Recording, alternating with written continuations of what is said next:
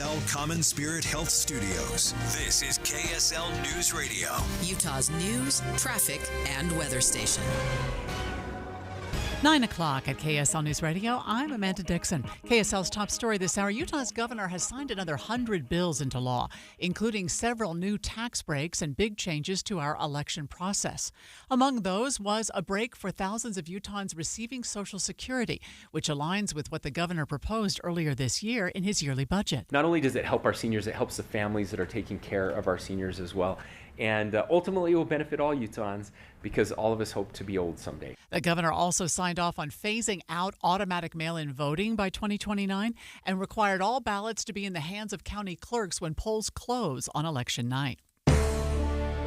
Our top national story this hour from ABC News. More jobs will be slashed at the Department of Health and Human Services. It's part of the Trump administration's efforts to slash federal spending, going after what they say is waste, fraud, and abuse.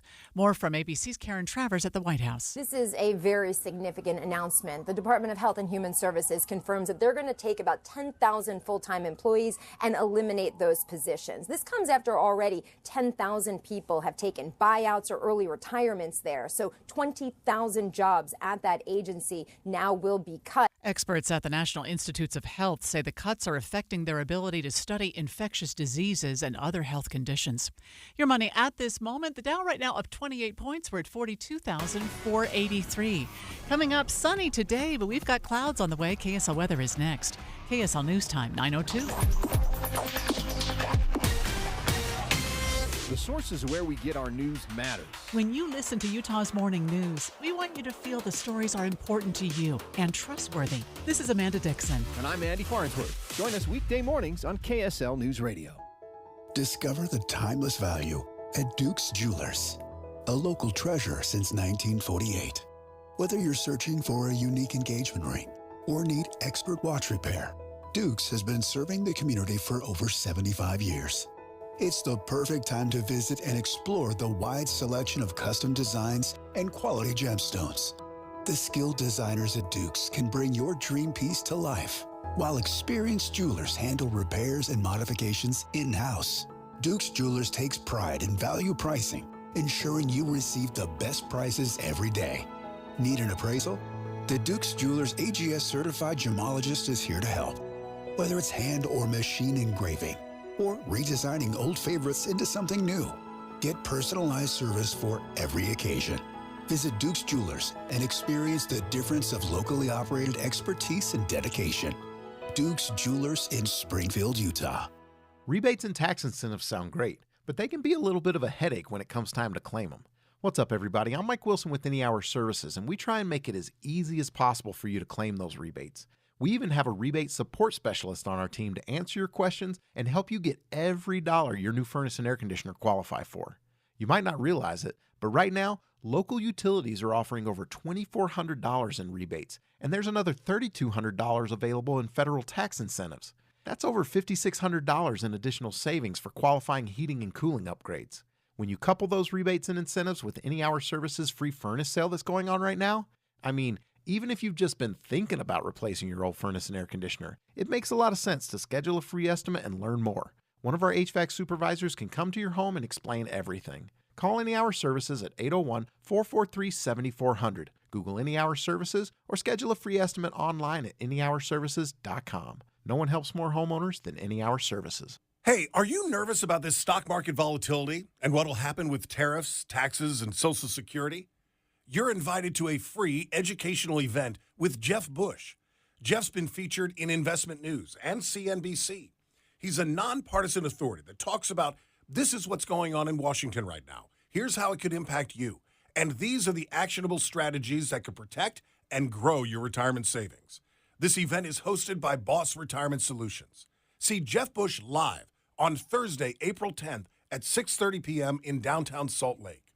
Reserve your free ticket now by calling 801-850-6988. That's 801-850-6988.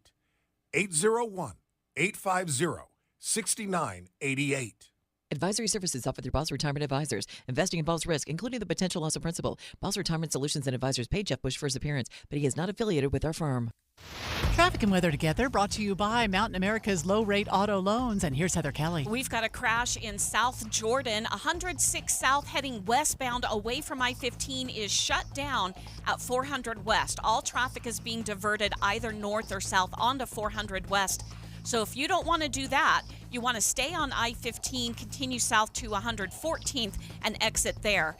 But you've got big delays on 106 South backed up almost to Auto Mall Drive.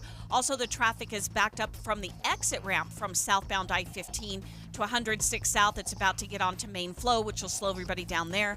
And you still have delays on northbound I-15 through Lehigh trying to get over the point of the mountain. Heather Kelly in the KSL Traffic Center. It will be sunny today before becoming breezy later. Highs around 78, currently 63 degrees. I'm Amanda Dixon from the KSL Common Spirit Health Studios. Listen online at kslnewsradio.com. We're Utah's news, traffic, and weather station. Dave and Dujanovic, your morning companions for talk, analysis, and key perspectives on Utah's biggest stories on KSL News Radio. Dave and Dujanovic, special coverage of the top national story. Top national story. Let's talk about Social Security. And it's the junior senator from Utah, John Curtis, that is touching the untouchable. You're not supposed to address Social Security. You're not even supposed to whisper this word because it is the third rail in politics. It is so toxic. If you start talking about reforming Social Security, it is protests in the street.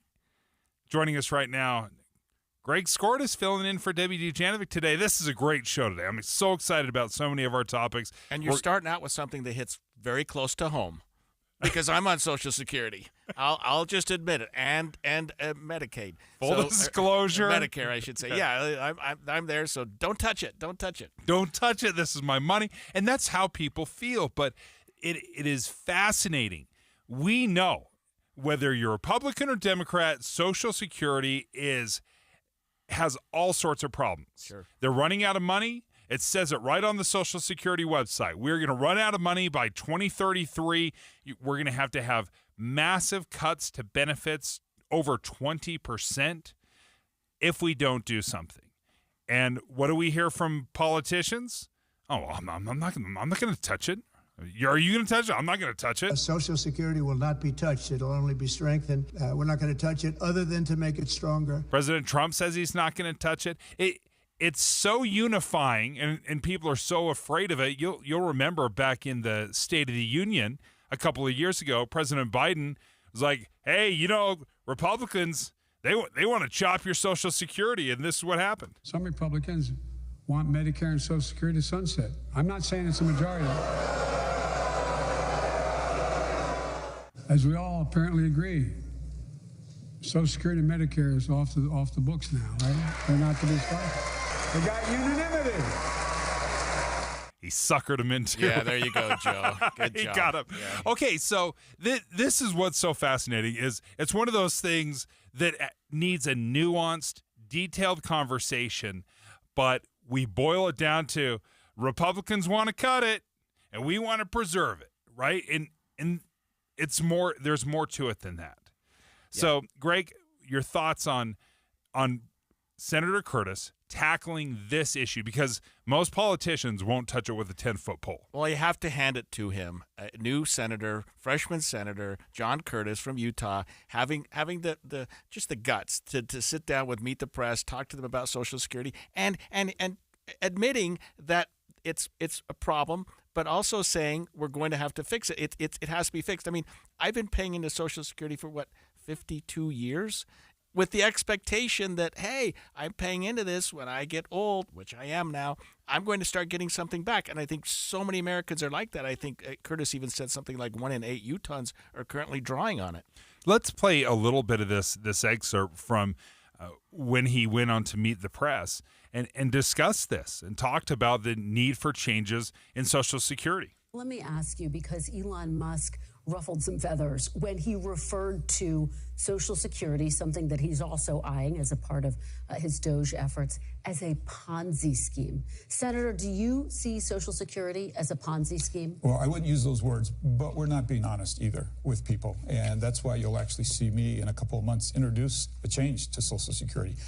We're not being honest when we look people in the eye and say we're not going to touch it. If we don't touch it, it touches itself. You know that, right? That's not being honest with the American people. And I think that's one of the things that makes them not trust us, when we say something that they just know is not true. And you're absolutely right. I mean, there's broad agreement that entitlements are not solvent in the long run. But the question is what to do about it. And about 1 in 8 of your constituents actually receive Social Security benefits. Roughly the same number are on Medicare. And I think the question is, and the concern is, are these folks going to lose coverage? So can you, sitting here today, guarantee your constituents they won't lose coverage, they won't be subject to deep cuts to their Social Security? Let me look them all in the eye symbolically right now. We don't need to impact the people that are in Social Security. But if we don't have a conversation about my kids, our 20-year-olds, our 30-year-olds, that's where the problem is. And so we can't be afraid of this conversation simply because people think we're going to take it away from them. We all need to say, look, those in retirement and those near retirement, we're not going to touch it. You're safe. But let's have that conversation, because my kids don't think they're going to get it. So why can't we have a conversation with them about moving some of the variables around? And the sooner we do it, the less dramatic it has to be. If we don't do it, we have worse decisions thrust upon us. It was very unpopular when Elon Musk called Social Security a Ponzi scheme. But let's be very honest. The way it works is kind of Ponzi scheme. Looks like one. Yes, that's true. Because what's happening is, sure, there's this huge trust fund that you've been paying into for 52 years. Correct. But this money was not set aside for Greg Skordas. It was being used, and it has been used, to pay other Social Security recipients. And once your contributions got depleted, then it moved down to a younger generation. Right. And then a younger generation, and so on and so on. Sounds like a Ponzi scheme. It's not. Don't quote me. But, I mean, I can understand that definition, because, robbing Peter to pay Paul is the classic sort of definition of a Ponzi scheme, and that's what Musk, I think, was referring to. But it's a long-term plan that America started decades and decades ago, that we've all had the expectation that it would be funded. And just from my own perspective, Dave, I think, the money I paid into that over my career, there's got to be something in there for me. But what it did, it helped my parents, my grandparents, your parents. I mean, it's helped a lot of other people. I understand that's how it works. But now we're looking at some sort of a sunset that maybe by 2034, it may not have any money, which is not bad for me, but it's bad for you and my kids and my grandkids. We absolutely have to do something about that. I think the numbers, it's important to talk about the numbers, and sometimes we can get lost in the numbers, but fundamentally we have to look at how Social Security is different than it was in generations past. Back in 1950, you had basically 16 workers for every person that was collecting on Social Security. So you have your 65-year-old grandma that's pulling Social Security. You have 16 workers that are contributing to it in America. A 16-to-1 ratio. That's fantastic, right? Right now it's 2-to-1. Ouch. For every person that is on Social Security, you only have 2 actively working members in the United States that are paying into Social Security. It is completely broken. I got to find those 2 that are paying mine and tell them, hey, step it up. you ask for a raise. Go for the. I mean, that's incredible. From 16-to-1 to 2-to-1. Yeah, in from 70 years. 75 years. Yeah, 75 years. And given that history, you have to imagine that number may continue to decrease. Exactly. Yeah, baby boomers, which you're a part of. You are. You are just a large group that has retired kind of at the same time, within in a couple decades. Let's look at retirement age, and this is some fascinating research that's done by the Deseret News and Brigham Tomco. In 1935, the retirement age was 65, so not that much different than what it is right now. It's 67 full retirement right now. So back in 1935, retirement age was 65 years old. Any guesses what the average life expectancy was in 1960 or 35? Significantly lower than it is today, but what was it? 60. Oh. 60 years old. So you were supposed to be dead for 5 years. Before you can collect the average person was dead for 5 years before they started pulling retirement. That's a smart economist that set that up. Well, we'll pay you when you're 65, but you may not be around. You're probably not going to be around. Won't be around. Yes. Okay. So if we were to take that same philosophy that was back in 1935, let's look at what it is today. So retirement, 67 years old. So just basically the same. The average life expectancy now is almost 80. So when the average life expectancy was 60, okay, well, 65 doesn't, that makes a lot of sense. Now that your average life expectancy is 80 and you are, 13 years long, 15 years. Right, you're going to be collecting Social Security for 15 years longer than we were when it first started, which is a significant amount of money. But the answer to that would be, and I think, didn't they do this in France a couple of years ago where they sort of upped the age and people went nuts? People said, no, that's not going to happen. But 62 to 64 too. Right. They were at 62. Right, yeah. People got used to that. Hey, yeah. I'm a couple years away. Maybe that's a solution. It's easy for me to say because I'm already in. But maybe for the next generation, we should recognize. I'm probably going to get some bad calls for this. That this age could potentially, and it has increased a little bit. Yes, it's moving up slowly, incrementally. But you're right. In 75 years, it's moved up 2 years. Yeah, maybe we need to bump that up to 70 or something like that. I don't know, but I'm not trying to make anybody mad. But we have to make sure that our next generation, your kids, my grandkids, are going to be taken care of. If we used, and this is kind of the aha moment back in 1935, if we used the same formula where we would start doling out Social Security 5 years after the expected life, we'd be giving you Social Security at 85 years old. Which is absurd. That's never going to happen. But that's interesting. That's fascinating to think about 85. I mean, because you think, again, a number of people, the majority of people will never collect on it, and so it's going to be funded just fine. But too many Americans have relied on this for too long, David, and obviously they're never going to move it up to 85, but 70, I can see something like that. So there's two questions, and I want to take phone calls right now. Please give us a call as we're talking about Social Security, and Senator John Curtis is starting to put together a plan of how we can address that in this country. What are you willing, or what do you want to see? Because everybody agrees, all right, this is a broken system, but at the same time, I don't want to be affected. So what are the solutions? What's the bitter pill that you're willing to swallow? Because there's two ways you can go with this. Either you can gain more revenue, so raise taxes or fund it at a higher rate, or you can cut benefits. Right, yes. Or raise the age. Raise the age, cut benefits, whatever it might be. Which one are you willing to do? And Greg, I have this conversation often with my mom, who receives Social Security as well, and I had this fascinating conversation with her quilting group, and there was about, I don't know, 15 people that are all on Social Security, and I had this question. I said, okay, you see the problem. Everyone sees the problem. Everyone recognizes that we're running out of money. We're living too long. We're pulling so much money for so many years. So I'm like, okay, well, what are you willing to sacrifice? And nobody wants to sacrifice, right? Anyone that's receiving Social Security doesn't want to take any kind of a hit because they're like, well, this is what we were promised. This is what we planned on. But I'm fine with you guys taking the hit.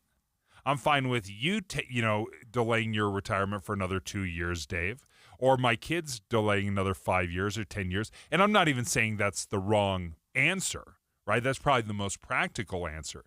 But I do find it fascinating that everybody's fine with reform as long as it doesn't touch them. But I think it would have been a really interesting question, Dave, if you asked that to your friends and your colleagues, people your age. What are you willing to sacrifice to make sure that you're taken care of until you're in your 80s or 90s, and however long you're going to live?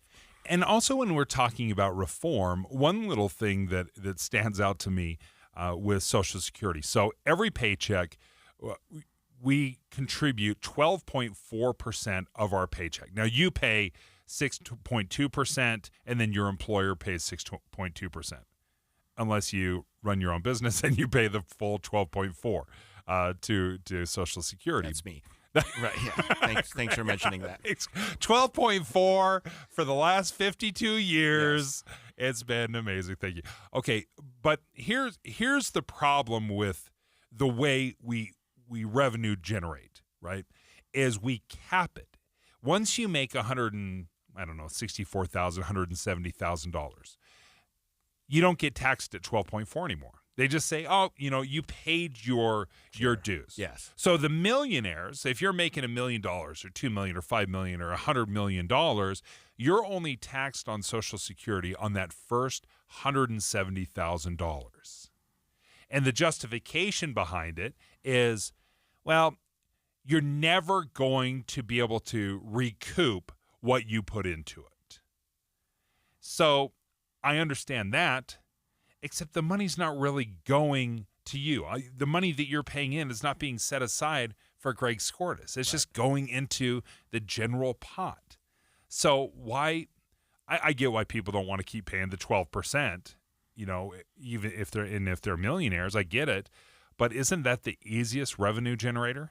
It's just change that cap from $170,000 to $250,000 or $500,000 or $1 million. That would be an easy solution to that. The problem you have, Dave, is then those individuals would be collecting more Social Security.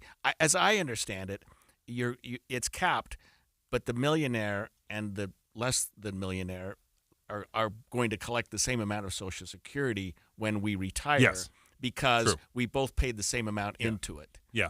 I mean, I don't think that's the best answer, but it is you reap what you sow. I mean, you get out of it what you paid in, or at least a percentage of that. So no matter what your income is, once you exceed the threshold amount, you still pay the same, but you're not going to collect more Social Security. You're not going to live on the same lifestyle that Yes. you've enjoyed when you were a millionaire. Scott in Eagle Mountain, what do you think? Well, the senator just covered my comment. It's one thing that we have to do is we actually have to raise that FICA tax up to $250,000. If we do that, it will solve the problem of us being underfunded, because right now we have more money going out than what's coming in. So what we have to do is when there's a deficit, we have to pull from the fund, and that fund is dropping down. And by 2030 or 2033, Social Security is going to drop by about 30% on what you're scheduled to get paid. If we just raise that deficit up to $250,000, not only does it solve the deficit problem, it solves the problem of the Social Security department being understaffed at a 50-year low, which it is right now, and we can staff the Social Security department the way it should be staffed, so we can take care of all the seniors as well as fix the deficit fund. But nobody in Congress or Senate, the problem's been going on forever. Yeah, it's been going on forever. Thanks, Scott, for the phone call. This is a listener who's thought this out really well. I mean, that's a really good take. You'd almost get that from an economist or something. Yeah, and I think this is where Senator Curtis is leaning, is we've got to address both the revenue generation and also the benefit reduction. Mike in Payson. Mike, what do you think? Mike is 40 too. I love this. We're going to get some perspective of you're the one that's probably going to take it in the teeth like me, Mike, if they end up cutting. Yeah, for sure. So I'm good with my money. I'm not a big spender. I'm a saver, and I'll tell you what, my best option is to opt out. Like, wash my hands of this thing and be like, I don't want to do it anymore. I don't want to pay into it anymore. I'd be much better to just take that 12% or whatever my contribution is at this point, throw it into the market and just do it myself, because I really don't believe that it's going to be there. And for guys in my generation and in my income bracket, I talk about this at lunch with them. They all think the same thing. They're like, life has just gotten more expensive. We're all getting raises, but it feels like we're getting pay cuts.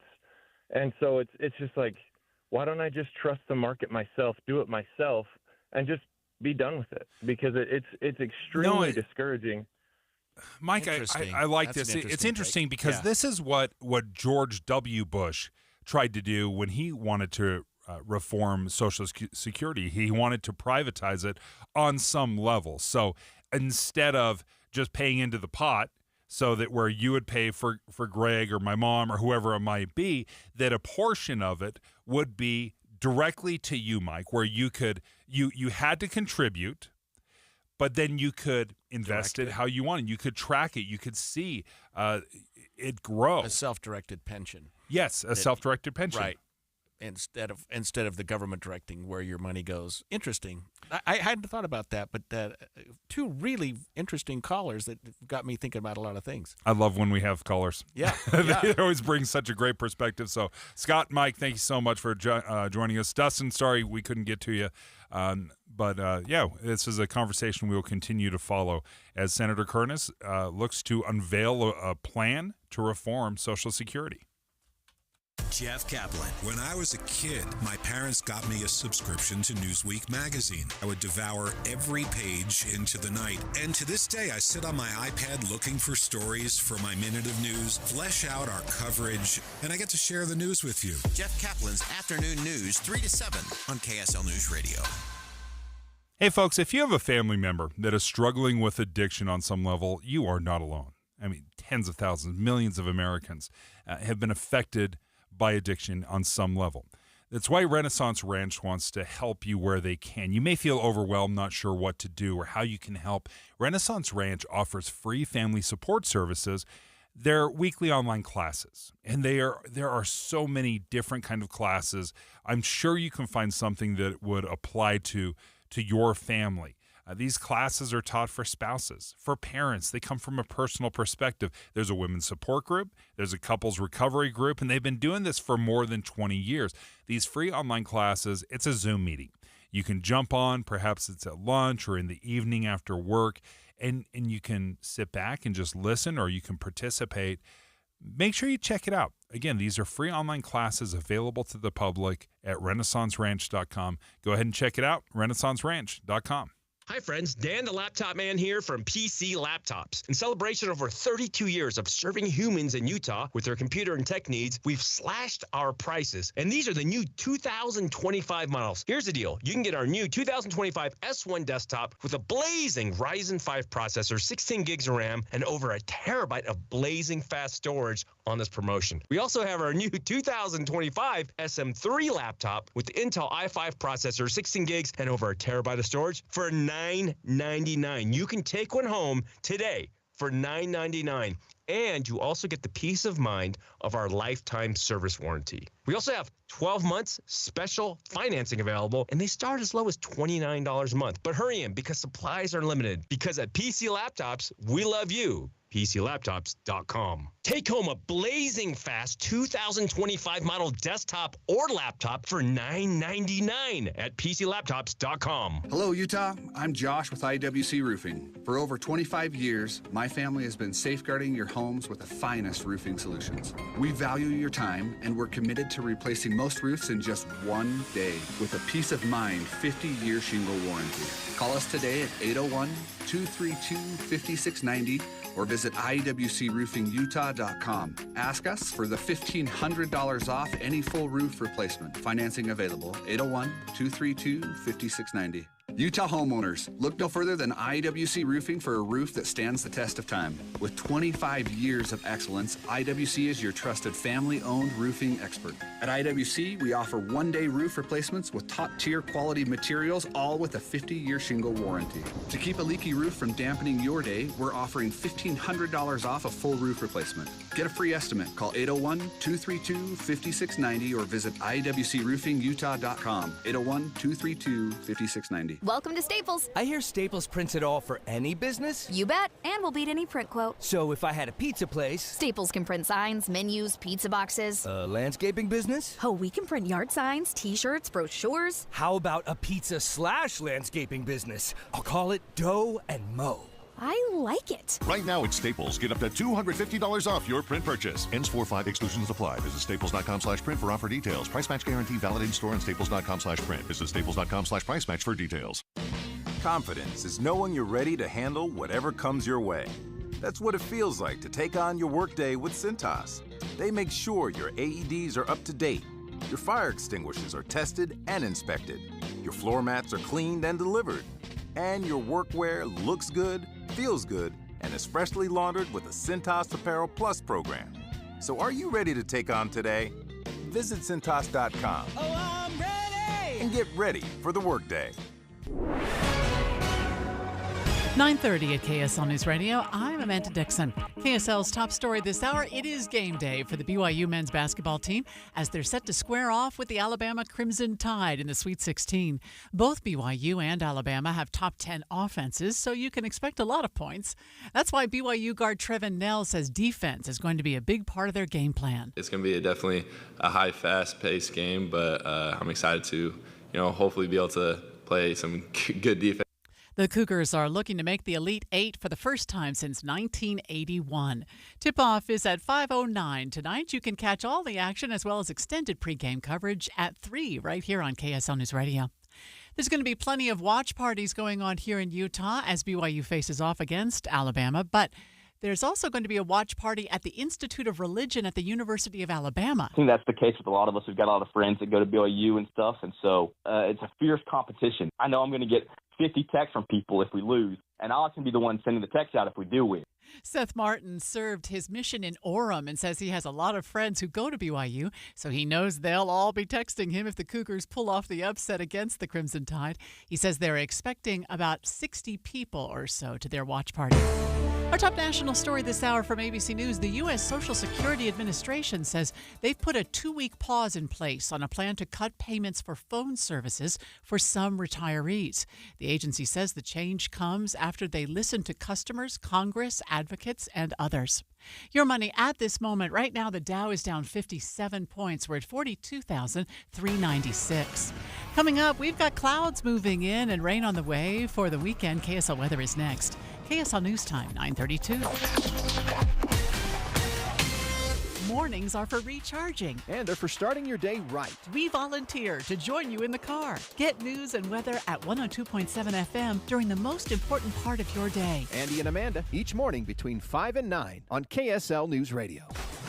Be advised, this is your opportunity to save up to 40 to 80% on a hot tub or swim spa. This weekend only, Friday through Sunday, Mountain America Expo Center, Sandy. Be advised, this is your opportunity to save up to 40 to 80% on a hot tub or swim spa. This weekend only, Friday through Sunday, Mountain America Expo Center, Sandy.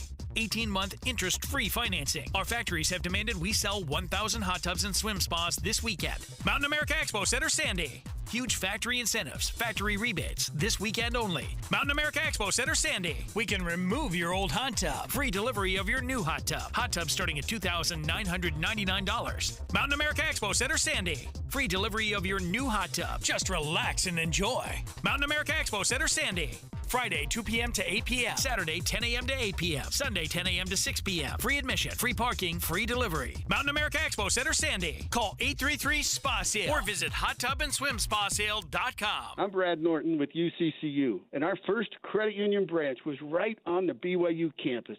7 decades later, we're still cheering. Go Cougars! Traffic and weather together, brought to you by Mountain America's low-rate auto loans. And here's Heather Kelly. Well, traffic is at a crawl right now, northbound I-15 between 650 North in Clearfield all the way up to the 56 South exit in Roy. This is due to a stalled semi in the right lane of main flow traffic, so everybody's having to move over to the left in the road construction zone with no shoulders, so it's causing quite a bit of backup. We still have the closure of 106 South. This is westbound at 400 West. Our crews are right now trying to pick up some of the cones, but we had a pretty bad crash in that intersection, so everybody's being diverted on westbound 106 South onto 4th West. Our 100th spring is right around the corner, and Murdoch Chevrolet can help you take those curves in style. Right now, receive 5.9% for 84 months on the new heavy-duty Silverados. Heather Kelly in the KSL Traffic Center. It'll be sunny today, some wind picking up this afternoon, a high around 78. Right now it's 63 degrees. I'm Amanda Dixon from the KSL Common Spirit Health Studios. Listen online at kslnewsradio.com. We're Utah's news, traffic, and weather station. Dave and Dujanovic, your morning companions for talk, analysis, and key perspectives on Utah's biggest stories on KSL News Radio. I'm not saying this was Governor Cox's top priority, but timing his veto of SB 296 on the day that Greg Skordas is filling in for Debbie Dujanovic is so, I appreciate that so much, because I want to know exactly what's going on here. And Greg, you're going to be able to walk us through this. But Governor Cox vetoed SB 296, and this is a bill that would have given him the power to select the Chief Justice of the Utah Supreme Court. That sounds like something leaders typically want is, oh, you're going to give me more power? I'll take that. And Governor Cox is like, nope, don't want it. Walk us through what this is and what it means. Yeah, there were several bills, but this one Governor Cox vetoed. He vetoed a couple of others this week, too. I want to talk about some that passed this week, more importantly. But this one, Senate Bill 296, would have given the governor the right to pick the Chief Justice of the Utah Supreme Court. Historically, Dave, the justices get together, the 5 of them, and they decide from amongst themselves who will be the Chief Justice. Normally, it is the justice that has the most seniority, but not necessarily the case. I think that's how it is today. It's Matthew Durant, who is the current Chief Justice. I think prior to that it was Christine Durham, and then I think Mike Zimmerman. I'm going back a little bit. But the Chief Justice is kind of a ceremonial position. They decide the calendar. They decide which of the justices will sit down and maybe write the opinion if there's some consensus of what's going on.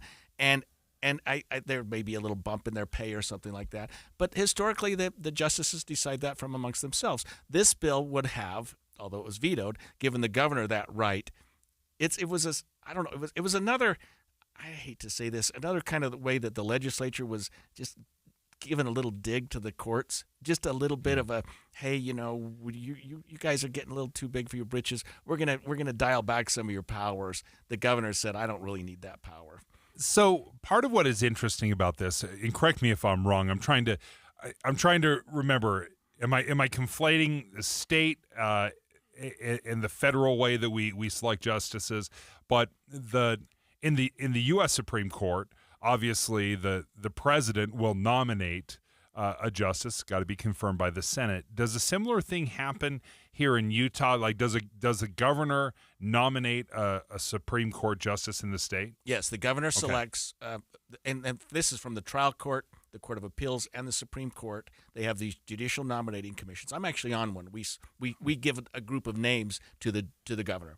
In our case, the 2nd District, we send 5 names up to the governor, and he chooses from among those 5 names. So he doesn't just pick from the estate bar in general.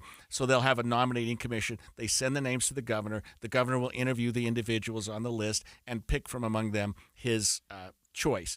Then, like you said, it goes to the Senate for approval. And we haven't had controversy in the state of Utah as it relates to the Supreme Court. We have had a few trial court judges, but the Supreme Court, the Court of Appeals, largely the Senate interviews them, talks to them about their philosophy, and passes them on. That's similar to what happens on the federal level as well, where the president will select judges, even from the trial court level, and then those are approved by the Senate. So the other associate justices, they select who they want to be the Chief Justice. Right. And then, once they're selected, once they're approved, once they're justices, the governor's appointed them, the Senate has approved them, then the 5 justices in the Utah Supreme Court will sit down from amongst themselves and say, okay, who wants to be in charge? It's like picking the 4-person of a jury or something like that. I mean, I don't think it's really a difficult decision. Maybe some judges want it more than others, and then they'll just say, okay, you're the Chief Justice, and there's not necessarily even a term for that. You can be Chief Justice for a while, but they might revisit it every 3 or 4 years just to say, hey, do you want a break from this, or do you want someone else to take over? We haven't had any controversy about that. It was surprising that the legislature thought there had to be some change in that. As Spencer Cox, to his credit, the governor, said, we don't need to change that. And the thinking behind that is, this is not important enough for me to step in and start dictating, or exactly, what? Okay. Exactly. He just said, look, you guys have done a good job with this over the past. Let's just keep it that way. Okay, so there wasn't the only bill that passed. There were some other ones you want to... Right. No, and that one was vetoed. But you're right. There were two that passed. These Senate bills 203 and 204. 203 was a bill that the legislature enacted to redefine the concept of standing. And I hate to get into the weeds on this, but standing would be this, Dave, just as an example. You live in what county? Davis County. Yeah, Davis County. I live in Weber County. So if they're building a road near my house in Weber County and I'm upset about it, I might have standing to file a lawsuit. You probably wouldn't because you don't have a dog. Doesn't in the affect fight. me. Right, exactly. Okay. Directly. Exactly. Okay. So standing means I'm affected by this. It could hurt me in some way. So when the legislature has been passing bills lately, some people have thought they were unconstitutional, like the better boundary. You know, it's selecting the boundaries or reproductive rights, things like that. They'll pass legislation, and people are like, that doesn't seem right. It's unconstitutional. Standing just defines who can challenge it. I mean, if I don't like the better boundaries decision or the Utah's redistricting, I should say, who am I to file a lawsuit? You know what I mean? So the legislature is saying we can't just have these groups, and they call it a third-party group. For example, well, I hate to even give examples, so I won't, but maybe League of Women Voters or something like that. Do they have standing? Do they have the right to bring a lawsuit to challenge the redistricting? And so that's a hurdle that the trial court judge, now has to consider in a way that he or she didn't in the past. We've given a little more latitude to standing. Now we're going to the legislature's called it the traditional definition of standing. In other words, you've got to show us how you are affected by this legislation before we're going to let you challenge the legislation. We are going to draw a line from A to B. We need to easily be able to see, okay, this lawsuit, you're bringing this because you personally were affected negatively to it. And if we can't cross that barrier, if you can't answer that question, we're not going to speak about it in hypotheticals or in a more general sense. You're going to have to say, I personally am bringing forth this lawsuit because I've been affected. Right. Okay. And if you don't, you're out of court. Someone can still bring it, but it may not be you. It's just not you. Right. Okay. Or your organization. Right. Okay, and then Senate Bill 204 deals with injunctions. So we've had this, and I'll try to be quick. The legislature will pass a bill. It'll be challenged. Yes. And the trial court will say, you know what, there's enough going on with this bill that I'm not comfortable with it. I'm going to issue an injunction, and I'm going to hold, while this case is being litigated, while we're getting to the meat of it, that the legislation not go into effect. For example, the trigger ban on abortion in Utah. That was challenged, and it's not the law, even though the legislature passed it, because a judge has said it may be unconstitutional, and so I'm going to put that law on hold. I'm going to issue an injunction that's going to be on hold until I can sort out the issues. That can take a long time. The legislature has said that doesn't seem right, and so they want to, what they did with Senate Bill 204 is create an avenue where the injunction itself can be appealed. So you can't just issue an injunction and say, we'll try this case in a year and then we'll decide. The legislature has said, no, you can appeal the injunction and we can set that aside so that the law would go into effect while it's being litigated. So practically speaking, this, using the reproductive rights, the trigger law, would have gone into effect, and it would be the law of the land. You could work through the courts, and if the judge ultimately rules that it's unconstitutional, then the law would be repealed. Right. But it would go into effect until the court figures it out. If the injunction was appealed successfully, right? Which inevitably would be, right? Yeah. The risk of that is, Dave, that you go back and forth. The law's not here. Now it's in effect. Now there's an injunction. We're going to stay it. Now the injunction is set aside, and then maybe we have a trial. It's back in. So I think the idea was we want to avoid the back and forth. Nonetheless, that law passed, and so injunctions now are subject to appeal. All right, you broke it down just easy enough for me to understand. So therefore, everybody understands it perfectly, Greg. So when we come back, all right, we were talking about the state Supreme Court. Now let's talk about the U.S. Supreme Court. On Wednesday, upheld government regulations about ghost guns, self-assembled firearm kits. When we come back, ghost guns. The weather is about to warm up. That means lawn care. Wouldn't you love a greener, healthier lawn without the hassle? Utah's tough climate doesn't make it easy, but J&J Garden Center has the answer to make it simple. So simple, you can do it yourself. The 5-step lawn care program at J&J Garden Center with Basin's Best Fertilizer is designed just for Utah's unique climate, giving you a thicker, stronger, weed-free lawn all season long. It's easy to apply, affordable, and covers up to 10,000 square feet. Just follow the simple 5-step plan and let Basin's Best Fertilizer do the rest and take the guesswork out of your lawn care. DIY and save big. No expensive lawn services needed. Get started today at J&J Garden Center and watch your lawn turn green with envy. Visit J&J Garden Center in Layton and get growing today. Just take the Layton Parkway exit to Main Street and head west on Gentile. J&J Garden Center. Country grown to your home. Confidence is knowing you're ready to handle whatever comes your way. That's what it feels like to take on your workday with Cintas.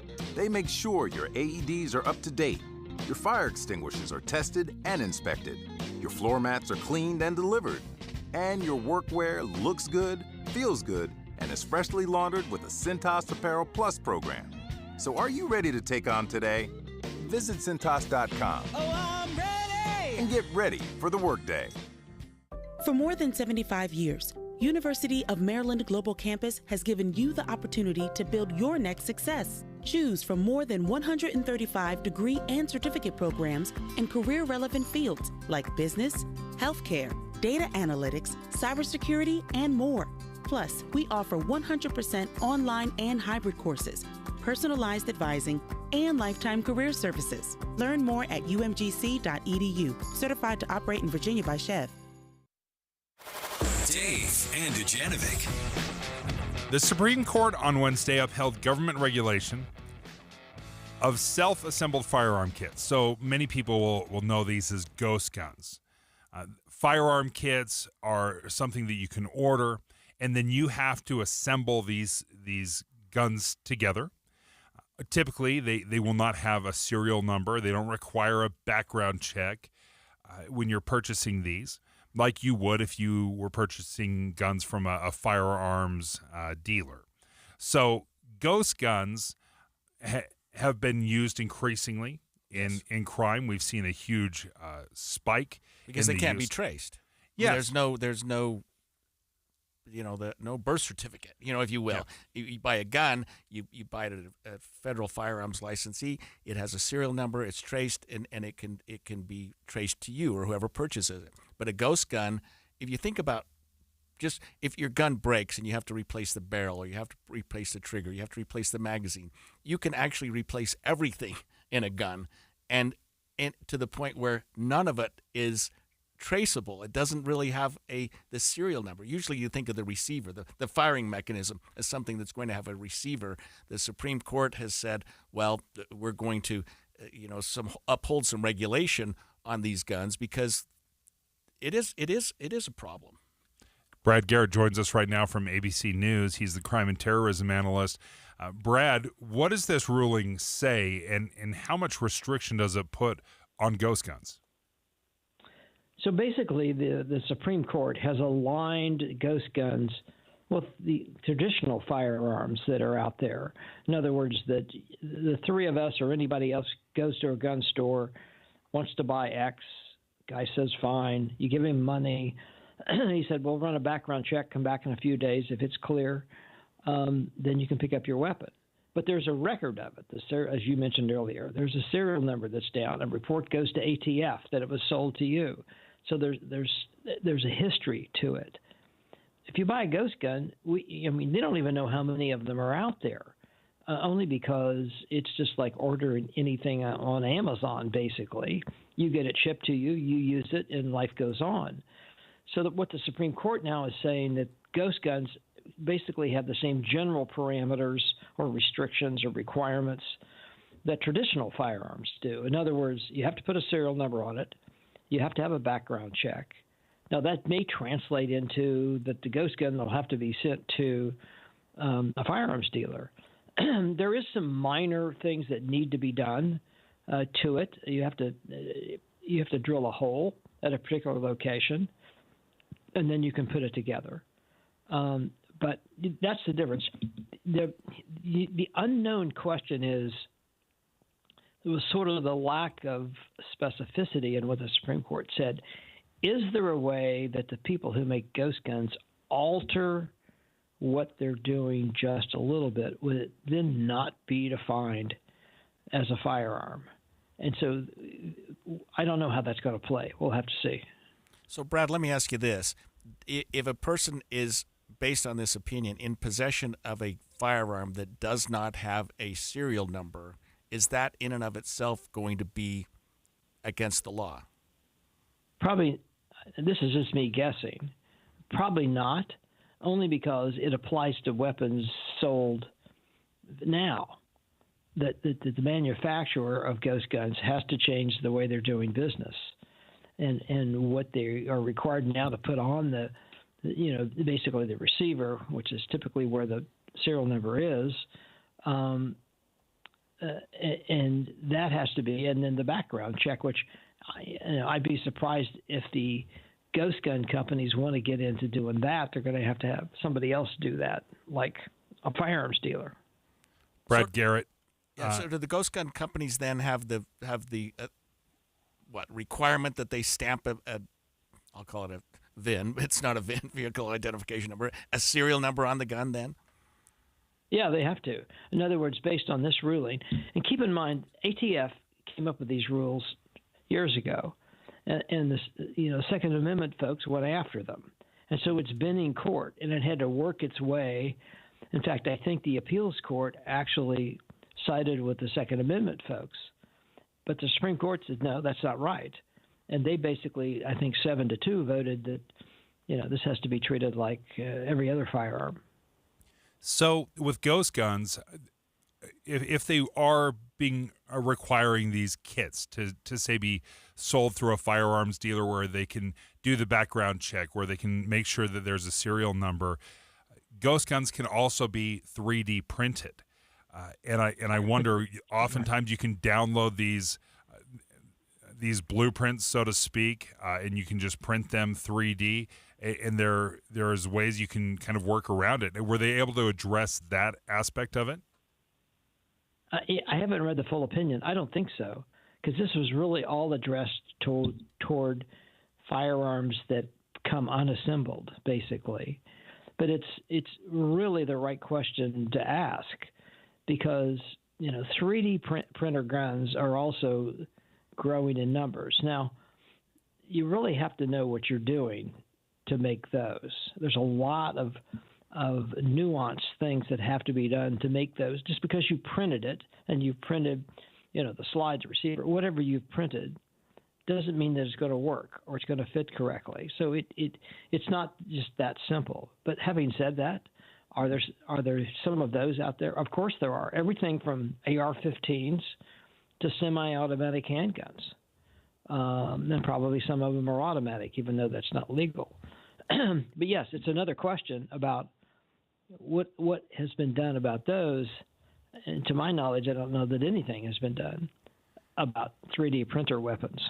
Well, Brad, thank you so much for joining us. We appreciate it. Brad Garrett, ABC News crime and terrorism analyst out of Washington. And the Supreme Court votes, a conservative Supreme Court that has been very friendly to the Second Amendment, votes 7-2. I think it was Alito and Thomas were the dissenting votes, but saying that these assembly kits, and Greg, I'm looking at these assembly kits right now. I mean, I can Google it and see these kits very easily. Revolvers, one says a cannon, muzzle loaders, cartridge rifles, all of these build-it-yourself kits, very available. You can have it shipped directly to you. And now this Supreme Court ruling says, okay, well, it's not going to be the Wild Wild West anymore. There's going to have to be background checks. There's going to have to be serial numbers to these kits. Yeah, and when you think about it, Dave, when it's partially because of the criminal aspect. When somebody has a gun and and it's used in a crime, we want to be able to trace that. We want to be able to find out who had that gun, so that if the gun is used in a crime, the police can have some way to find out, well, where did it start? Was it stolen from your house? Who had it last? And you can, but with a ghost gun, it's not traceable. It's like the old chop shop with the car. You shave the serial number off the car, and then you don't know whose car it is anymore. It's the same with a gun. So, yeah, firearms in America have historically had a serial number on them. You can trace where it was purchased. Now, people who buy them at a gun show or just off the street, a little bit different category, because then it's not traceable anymore, but it still has a serial number on it. But serial numbers, even in crime right now, outside of ghost guns, have been filed off for years, or people have used acids to destroy it. Like, this is not new. If you're a criminal, getting rid of the gun or ruining the serial number, that's like rule number one. Yeah, just don't be in possession of a gun with a shaved-off serial number, or that's a crime all by itself. Absolutely. Well, we appreciate Brad Garrett joining us and breaking that down for us as the Supreme Court makes a ruling on ghost guns requiring some serial numbers, perhaps even background checks. We'll see how that actually plays out. We're learning new details about the man accused of killing 4 University of Idaho college students. You'll remember this story. This was heinous on a level that's nearly incomprehensible. The latest on the suspect, Brian Koberger, next. KSL offers the best daily newsletter in the state. It's the 3 things you need to know. Every weekday, we deliver quality and relevant content to your inbox. No ads, no spam, just the 3 things you need to know to be informed about the world around you. Subscribe today. Visit KSLNewsRadio.com or text the word INBOX to 57500. That's INBOX to 57500.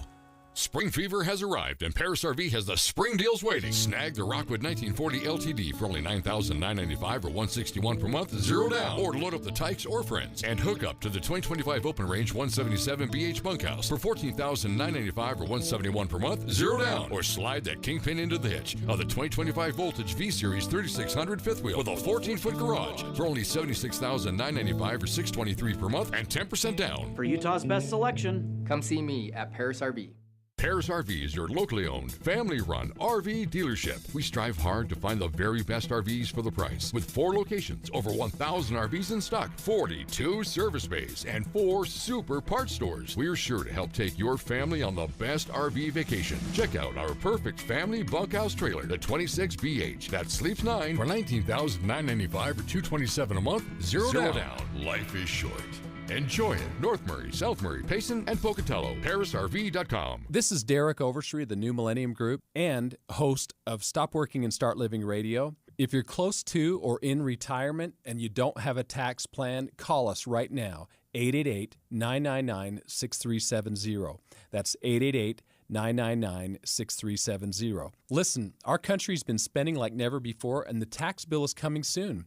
If you need an income tax strategy and a financial plan that will get you through the rest of your life, give my team a call, 888-999-6370. That's 888-999-6370. If you want an investment plan that allows you to keep more of your gains and pay less taxes, give us a call, 888-999-6370.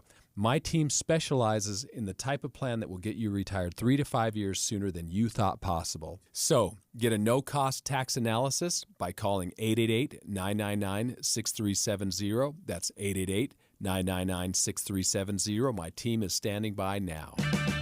Get 5 quarts of O'Reilly full synthetic motor oil and a MicroGuard oil filter for $29.99. In-store only. Limit supply.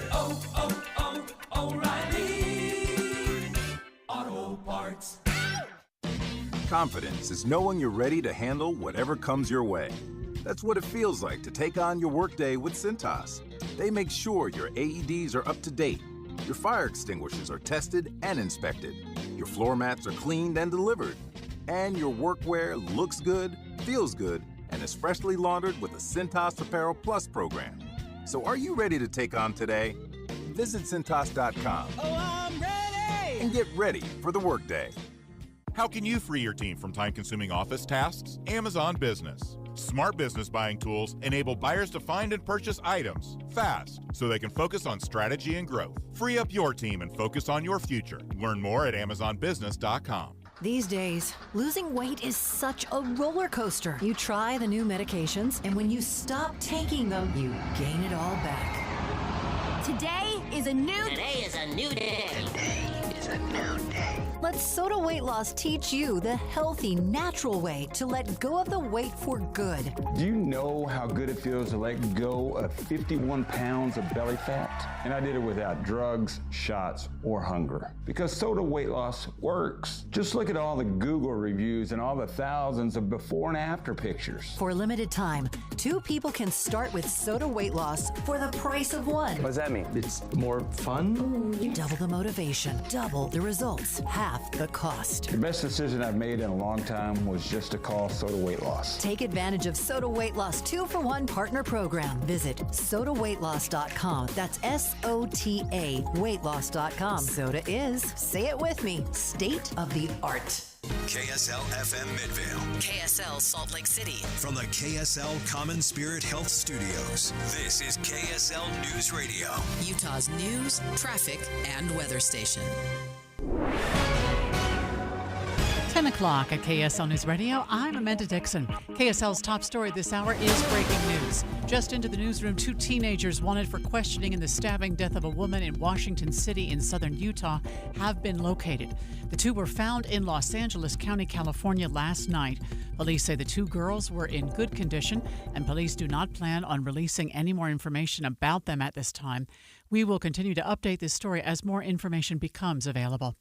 Our top national story this hour from ABC News. U.S. authorities say they have arrested a top leader of the MS-13 gang. The FBI says the 24-year-old was found in Virginia. FBI Director Kash Patel announced the arrest. Those guys, those gals are the ones that are going to continue to keep our city safe. And we will not stop until this national security crisis is recognized, brought into check, and eliminated. The identity of the suspect has not been released yet. Police are still working to identify human remains found in a West Valley City pond. KSL-TV spoke with Diane Carpenter, whose granddaughter Candace Harris disappeared in that area in 2021. We never want to believe that our loved ones may be, gone. But Candace is one of dozens of missing people in Utah. Diane says she is praying for all of the families still looking for answers. Your money at this moment, the Dow right now down 134. We're at 42,320. Coming up, windy but warm today. KSL weather is next. KSL News Time, 10:02.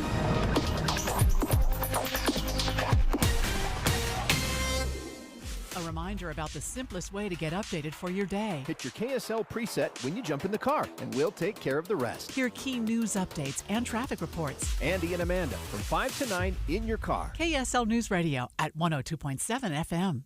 I'm here right now with Focus Engineering and Survey founder and general manager Ron Paul, as well as Bryce Benson, who's the marketing manager. And Ron, one of the things that stood out to me, I was looking at your website, focusutah.com. And Focus Engineering, you guys have completed more than 7,000 projects. You have more than 100 employees, but you're looking to grow even more. We are. We're trying to match the needs of our clientele, and we are trying to look for as good of people as we can find to join our great team and to help us build and grow.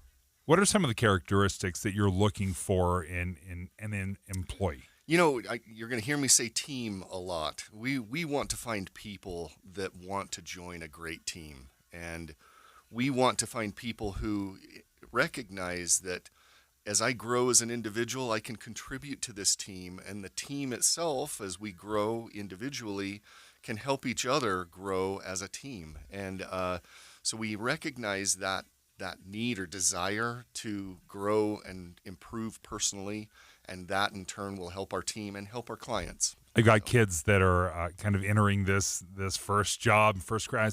And I tell my kids, there's jobs and there's careers. You're looking for people to join you as a career. They're long term, not just someone to come in, punch a ticket, and then get out. Absolutely. We've found great inefficiency by finding people who don't fit and are only with us for a period of time, even though they might get great work done. we find great efficiency in having people part of the team for a long period of time to help us, again, grow and improve as a team. If you don't mind sticking around, we're talking to Focus Engineering and Surveying founder and general manager Ron Paul. I want to talk about the career opportunities for people who might be considering Focus when we come back. But if you have questions, if you're interested, make sure you check out their website, focusutah.com. Be advised, this is your opportunity to save up to 40 to 80% on a hot tub or swim spa. This weekend only, Friday through Sunday, Mountain America Expo Center, Sandy. Be advised, this is your opportunity to save up to 40 to 80% on a hot tub or swim spa. This weekend only, Friday through Sunday, Mountain America Expo Center, Sandy. 18-month interest-free financing. Our factories have demanded we sell 1,000 hot tubs and swim spas this weekend. Mountain America Expo Center, Sandy. Huge factory incentives, factory rebates, this weekend only. Mountain America Expo Center, Sandy. We can remove your old hot tub. Free delivery of your new hot tub. Hot tub starting at $2,999. Mountain America Expo Center, Sandy. Free delivery of your new hot tub. Just relax and enjoy. Mountain America Expo Center, Sandy. Friday, 2 p.m. to 8 p.m. Saturday, 10 a.m. to 8 p.m. Sunday, 10 a.m. to 6 p.m. Free admission, free parking, free delivery. Mountain America Expo Center, Sandy. Call 833-SPA-SALE or visit hottubandSwimSpaSale.com. Common Spirit Health. Hospitals, clinics, and caregivers all connected to advance healthcare in Colorado, Kansas, and Utah. Healthcare with human kindness is here. Hello, human kindness.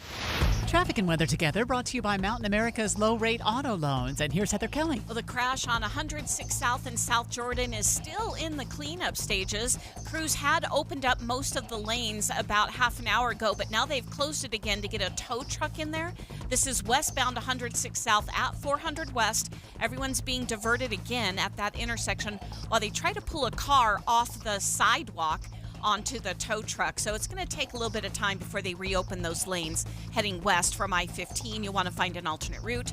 Everybody else moving along pretty nicely now, including northbound 15 into Roy, where an earlier disabled semi-truck has now moved out of traffic. Water belongs in pipes, not in your yard or on your floor. Call Utah Utility Pro, your leak detection and repair specialist. Water, sewer, main, and gas lines.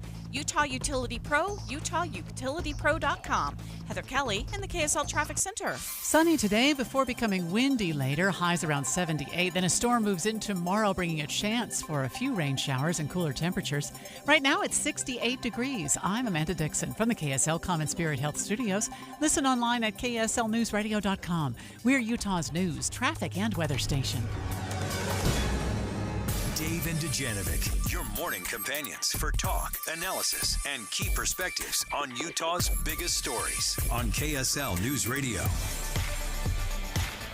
We're going on our third year of this case, the case of Bryan Kohberger.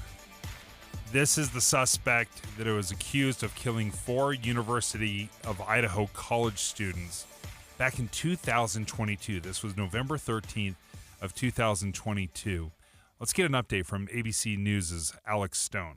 Deep within a 70-page court filing, prosecutors say Bryan Kohberger's homework assignment from May of 2020 shows he has considerable knowledge of crime scenes and that he laid out what is essentially a how-to guide for police processing a murder scene. In it, he allegedly detailed a scene in which a white female had been found dead, how to avoid leaving fingerprints or other DNA that might contaminate a scene, and how to take investigative photos. He talked about defensive wounds, a bloody shirt, and multiple stab injuries. Kohberger is set to go on trial this summer. Alex Stone, ABC News. Greg Skordas is filling in for Debbie Dujanovic today, Greg, and I was surprised. I guess I didn't realize it's been since 2022 that we've been following this case, and still there hasn't been a trial. Yeah, this was a really gruesome case. 4 young University of Idaho students were killed in their dorm, in their apartment by someone. And the method of death was knife. They were all stabbed to death. There was a white car that was seen near the scene. There was an eyewitness. One of the other roommates said that she saw a man with a mask that had bushy eyebrows. There was a big investigation done. Importantly, there was a knife sheath that was left at the scene that had fingerprints, DNA on it, was traced to this Koberger. He was arrested, I think, in Pennsylvania or something sometime afterwards, extradited to Idaho. He's standing trial there for these 4 homicides. Of course, it's a death penalty case because of the multiple homicides and because Idaho has a death penalty law, as we know from Chad Daybell. And it's set for trial. But there's just so many tweaks and turns to this case. He's got a very aggressive defense attorney who's challenging just about everything. It's a largely circumstantial case. We don't have an eyewitness except the bushy eyebrow thing, Right. but that's hardly compelling evidence, although he does have bushy eyebrows, at least from the photos that we've seen of him. But every time we learn something new about this case, it just adds more to the mystery or mystique or maybe creepiness of the whole episode. Speaking of the creepiness, we just saw a selfie that was taken. They've time-stamped this, and they have this selfie of him. Apparently, if this were the case, if he were the murderer, which it seems likely, if you look at this selfie, this was taken a matter of hours after the murders. Yeah, and it's a weird selfie because he's alone, apparently. He's sitting or standing in front of a shower. You can see the shower head. His hair kind of looks wet. He's got earbuds on, and he's got this grin that sort of sends chills up your body, and he's doing the thumbs up thing. To me, if I were prosecuting this case, I would say this is his way of saying, I did it. I got away with this murder. He's given himself the thumbs up, and because he's, several hours later, he hasn't been caught. There's no police chase. I think at that moment in time, if he did this, and he's presumed innocent, obviously, this selfie is him saying, I pulled it off. And we're now learning from what Alex Stone was talking about, that he actually wrote an article when he was a student. He studied criminal justice and about how to commit the perfect homicide and a white female, nothing left at the scene. I mean, it was almost a textbook example of what he's accused of doing now. That is, in part, what is so compelling and terrifying and creepy about this story is this is an individual, I think he was a PhD candidate. He was educated. He would research, and he certainly seems to have had an obsession with true crime and the perfect crime and how to get away with it. And as they were looking at some of these past homework assignments and the direction he took, you can almost see the fingerprints on the murders that were committed and the homework assignment, almost like it was, am I figuring out or am I putting into practice the hypotheticals of my homework assignment? Yeah, and there's been evidence coming out also about this 911 call that we've heard, in addition to the selfie, in addition to the knife sheath. But the 911 call is from another roommate who finds one of the victims, doesn't realize she's dead because the knife that was used here, Dave, was apparently so sharp that if you think about what a doctor uses, it was so sharp that it didn't tear the skin in the way that you might expect. So there's not a lot of blood loss. So she sees her roommate laying there, not breathing, and thinks she's passed out or had some sort of episode. She's calling 911, not realizing, A, she's dead and she was murdered. There's no question she was murdered. It's just a matter of who did it. And that there are 3 other dead bodies in the apartment right next door, right in the next room, literally. So she's calling 911. The 911 operator is trying to be very factual, like, relax, you keep handing the phone to a different person. What's going on? Is the person breathing? Did they need CPR? She's trying to figure out what's going on, not realizing it was a quadruple homicide, which is about as bad as you could imagine. And these young kids, there's another sort of twist to this, and you hit it really well a minute ago.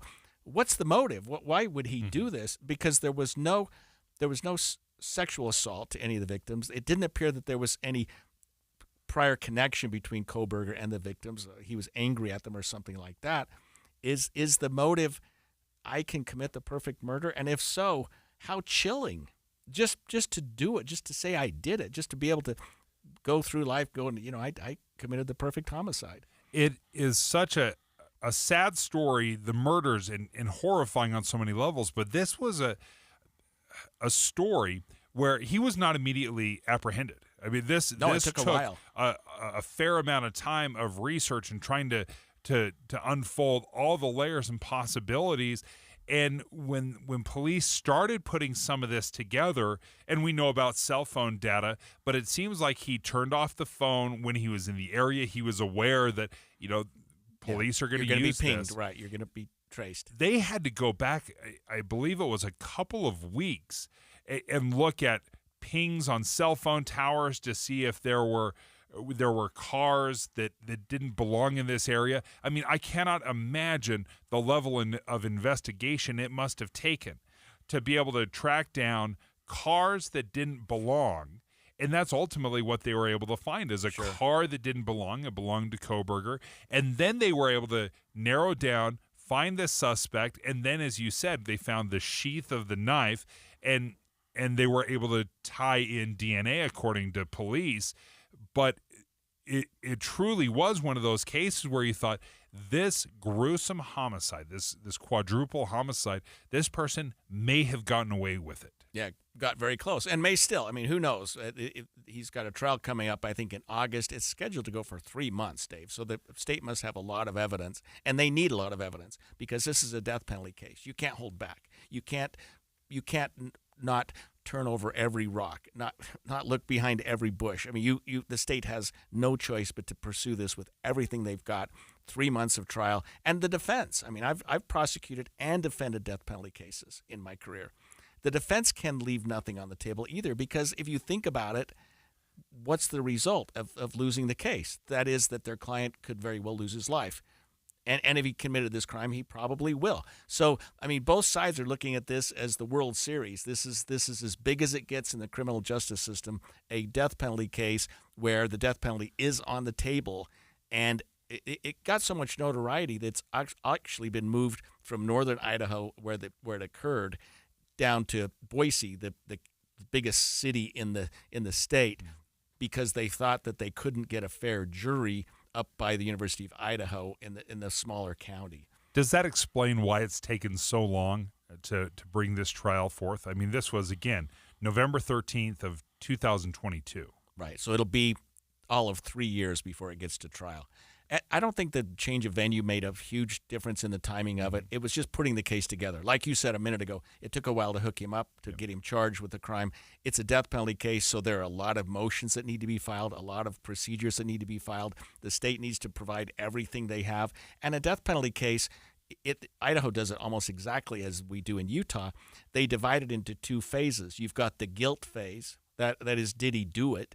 And then you've got the penalty phase. In our criminal justice system, the judge decides the punishment. If a person's convicted of crime, the judge decides it, with one exception, and that is a death penalty case, where the jury decides the punishment. If you recall Chad Daybell, he was convicted in the same court, the same courthouse where this trial is going to go. They do the trial. He's found guilty. Then they go back to the jury and say, what do you want to do about it? It's rare in the criminal justice system that the jury has input into the punishment. The death penalty is the one instance where that occurs.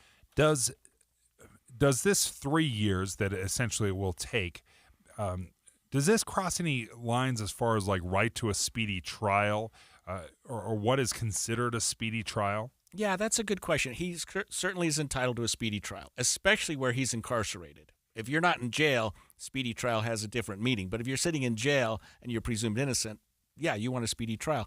But his attorneys also want to make sure that he gets a fair trial.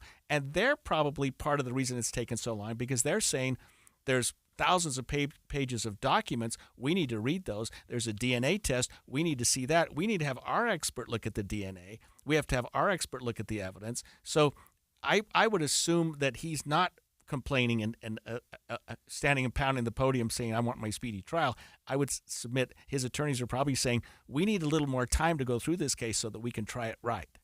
Okay, so let's shift gears a little bit. This was obviously one of the huge stories of 2022, the manhunt trying to track down the killer, and now we're at the trial phase of it 3 years later, or 2.5 years later. Let's talk about another story, the Lori Daybell case. This was another thing here in Utah or with ties to Utah that it's kind of hard to keep track because as we were peeling back all these layers, you start realizing the murders, the multiple murders, the conspiracy, the back and forth, the married to Chad Daybell. I mean, where are we at with Lori Daybell right now? Because Chad Daybell was convicted in Idaho. Death penalty case as well, sentenced to death. Right, exactly. And his case is, of course, on appeal. Lori, I sort of know her as Lori Vallow, but Lori Vallow Daybell was convicted in Idaho also. Her trial went before Chad's. They didn't pursue the death penalty in her case, Dave, because she had some mental health issues, and there was some issues about whether the state had given the defense enough evidence to proceed with the death penalty, and so they just went to trial on her case. She was convicted of multiple homicides, I think 3, and some insurance fraud, other things like that in Idaho. That case is over. She's done, except for the appeals. She's then been extradited to Arizona, where she's facing another homicide case, and this one involves, I think, Charles Daybell, her former husband. She's been accused of a homicide there too. Charles Vallow. Charles Vallow. I'm sorry. It's yes. hard to keep track. Yeah, right. No. You're right. Vallow. And so that trial's going forward, and the strangest thing has happened, and that is that she's now saying, "I would like to represent myself in the Charles Vallow case." That's something. This is America. You can represent yourself. I mean, you can't represent me because you're not an attorney, but you can represent yourself whether you're an attorney or not. So obviously, would be the reason behind representing yourself? Are there arguments to be made of I mean, obviously there's a little bit of a bias, you know, being an attorney, but are there times and places where it makes sense? And I mean, obviously with something of this magnitude, I can't imagine any argument for it. But what are your thoughts on just representing yourself in general? Let me just tell you, I've actually done 2 trials where my client represented himself. And I was appointed by the court as what's called standby counsel. Both of these individuals were sort of constitutionalists. They felt that they could do a better job, and they said, "I want to represent myself." The judge admonished them, "You're nuts. This is a foolish thing to do." There's the old saying that, you know, the person who represents himself has a fool for a client. That's an understatement. It's a completely, I don't know. It's not a smart thing to do. She'll have standby counsel too. I guarantee it. Somebody that can just sit there and advise her about the rules of evidence and object to this and don't do that. But she has the right to represent herself. She's chosen to do that. We know she has some mental health issues. If you recall, in Idaho, there was a period of time when she was incompetent. She couldn't even go to trial, and that her case was stayed for about a year until her competency was restored. So I'm sure that the judge in Arizona is going to go through a very thorough examination and have doctors examine her and say, is she even competent to make the decision to represent herself? But yes, in America, an accused has the right to represent themselves, and that's an absolute right, and the court cannot override that absent some evidence that they're not competent to make that decision. So as she goes down to Arizona, and is there any leniency or understanding, or how do judges handle this? If I would imagine if you're representing yourself, you're making procedural errors left and right. Every day, right, every hour. Judges don't like pro se litigants, people who are representing themselves, because then the judge has to step in and believe it or not, the judge will make objections, not necessarily I object, but might say, I'm not going to allow that evidence to come in. Whereas normally the attorney would say, objection, that's hearsay. The judge might jump in and say, to preserve the integrity of the trial, I'm not going to let that in because it's hearsay. I'm not going to let that in because it's prejudicial. I'm not going to let that in because it's irrelevant. The judge has to make those decisions because he or she has a pro se litigant, a non-law trained person who's trying a murder case, and you have to make sure that that person, even though they're their own attorney, so to speak, is competent, is making good decisions. And even the prosecutor has to dial it back a little bit because they don't want to try this case twice and say, well, she shouldn't have represented herself. The Arizona Supreme Court kick it back and say, you got to try it again. So they're going to make sure that they've done everything right. She's completely advised to the right to have counsel. She's completely advised that she doesn't even have to pay for it. She'll get court-appointed counsel. She'll get skilled counsel, somebody that knows what they're doing, and that she's making a huge mistake. but that it's her right. And then during the trial, they will also make sure that the rules of evidence are followed closely and that the state doesn't take advantage of somebody that doesn't know the rules by getting evidence in that they normally couldn't have. Oftentimes you will see somebody that has been found guilty. They will, on their appeal, come back and say, my counsel didn't represent me properly, or I had inefficient or poor counsel. Right. And that's one of the areas where you can appeal, or I've seen appeals in the past. If you're a pro se, is that what you call it? If pro se, you can't argue that you were ineffective representing yourself. Well, I think you probably could. You could say, well, you should have pushed back harder. I didn't realize how difficult it was, or whatever it is. If you've ever seen the colloquy of a judge addressing a person who wants to represent themselves, it is. I've seen hours spent by judges saying, you really, really, really need to think about this. So that judge in Arizona will absolutely do that. And if she appeals saying, hey, you should have warned me not to do this, they're going to play an hour tape to the Arizona Supreme Court saying, what are you talking about? We told you not to do this. Clear as day. So Lori Vallow has already been convicted of murder of her children, JJ and Tylee, is now being prosecuted for the death of her. I can't remember if this is the first husband. I believe it was the first husband, Charles Vallow.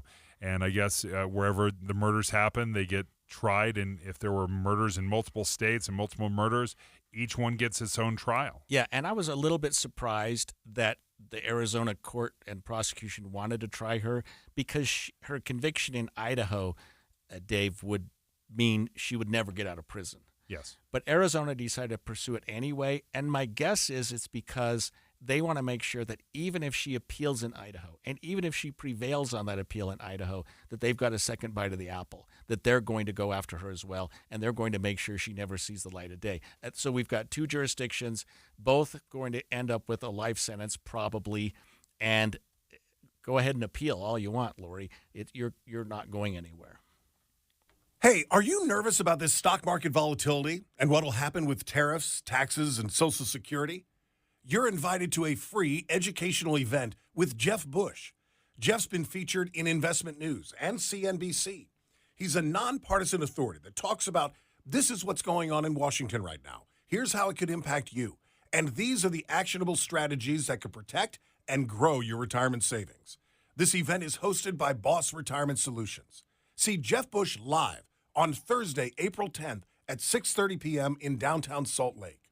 Reserve your free ticket now by calling 801-850-6988. That's 801-850-6988. 801-850-6988. Advisory services offered through Boss Retirement Advisors. Investing involves risk, including the potential loss of principal. Boss Retirement Solutions and Advisors paid Jeff Bush for his appearance, but he is not affiliated with our firm. I love talking to Focus Engineering and Surveying because I think it's so interesting. You guys are this highly accomplished engineering and surveying firm, and you are growing. I think it's interesting that you are advertising on the radio right now saying, hey, we are looking for the absolute best people to come work for us. What are some of the career opportunities that Focus Engineering and Surveying has available to folks? Yeah, we have all types of career opportunities. We have, of course, the engineering and surveying side, which, of course, we're looking for certified engineers and surveyors, but we're also looking for the support that is provided to those services, which can consist of CAD design, CAD drafting, administrative support. We're looking for marketing support, accounting, all sorts of administrative type of openings and career opportunities. Ron Paul, founder and general manager. Let me shift over to Bryce Benson, the marketing manager. If I lack experience, should I still reach out to you guys? Absolutely. Yeah, that's one of the great things about the career opportunities that we are offering is that they can be trained. The CAD drafting that Ron mentioned, field surveying, these are skills that can be learned and can be taught. They operate under a professional engineer who has a license.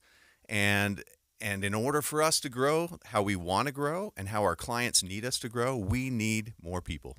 Ron, culture is a big, I want to say, it's a big focus of you guys.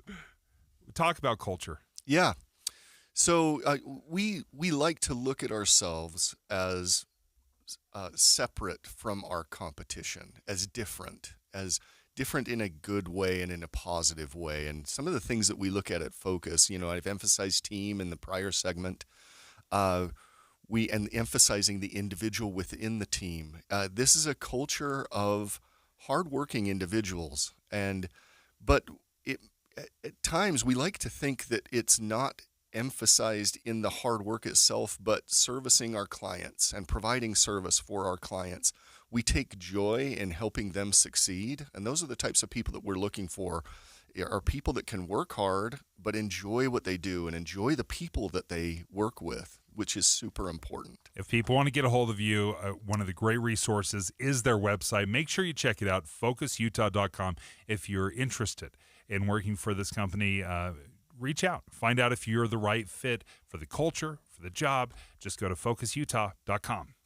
If you love to travel, Capital One has a rewards credit card that's perfect for you. With the Capital One Venture X card, you earn unlimited double miles on everything you buy.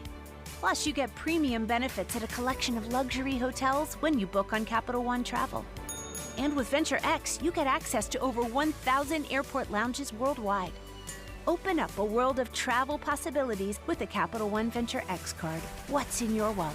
Terms apply. Lounge access is subject to change. See CapitalOne.com for details. Every success you've had began with a great opportunity. Now there's another one. At University of Maryland Global Campus, we provide no-cost digital resources in place of textbooks and most courses. And that's not all. You'll receive your accredited online education at an affordable tuition with a choice from more than 135 degree and certificate programs. With online and hybrid courses, get everything you need to succeed again. Learn more at umgc.edu. Certified to operate in Virginia by Chev. 10:30 at KSL News Radio. I'm Heather Peterson. KSL's top local story. The two teens police were looking for in connection to a Washington City stabbing death have been found. The two were found in Southern California last night and were said to be in good condition. It's still unclear how they are connected to the 47-year-old woman's death, except that police believe they were there together at the time of the stabbing.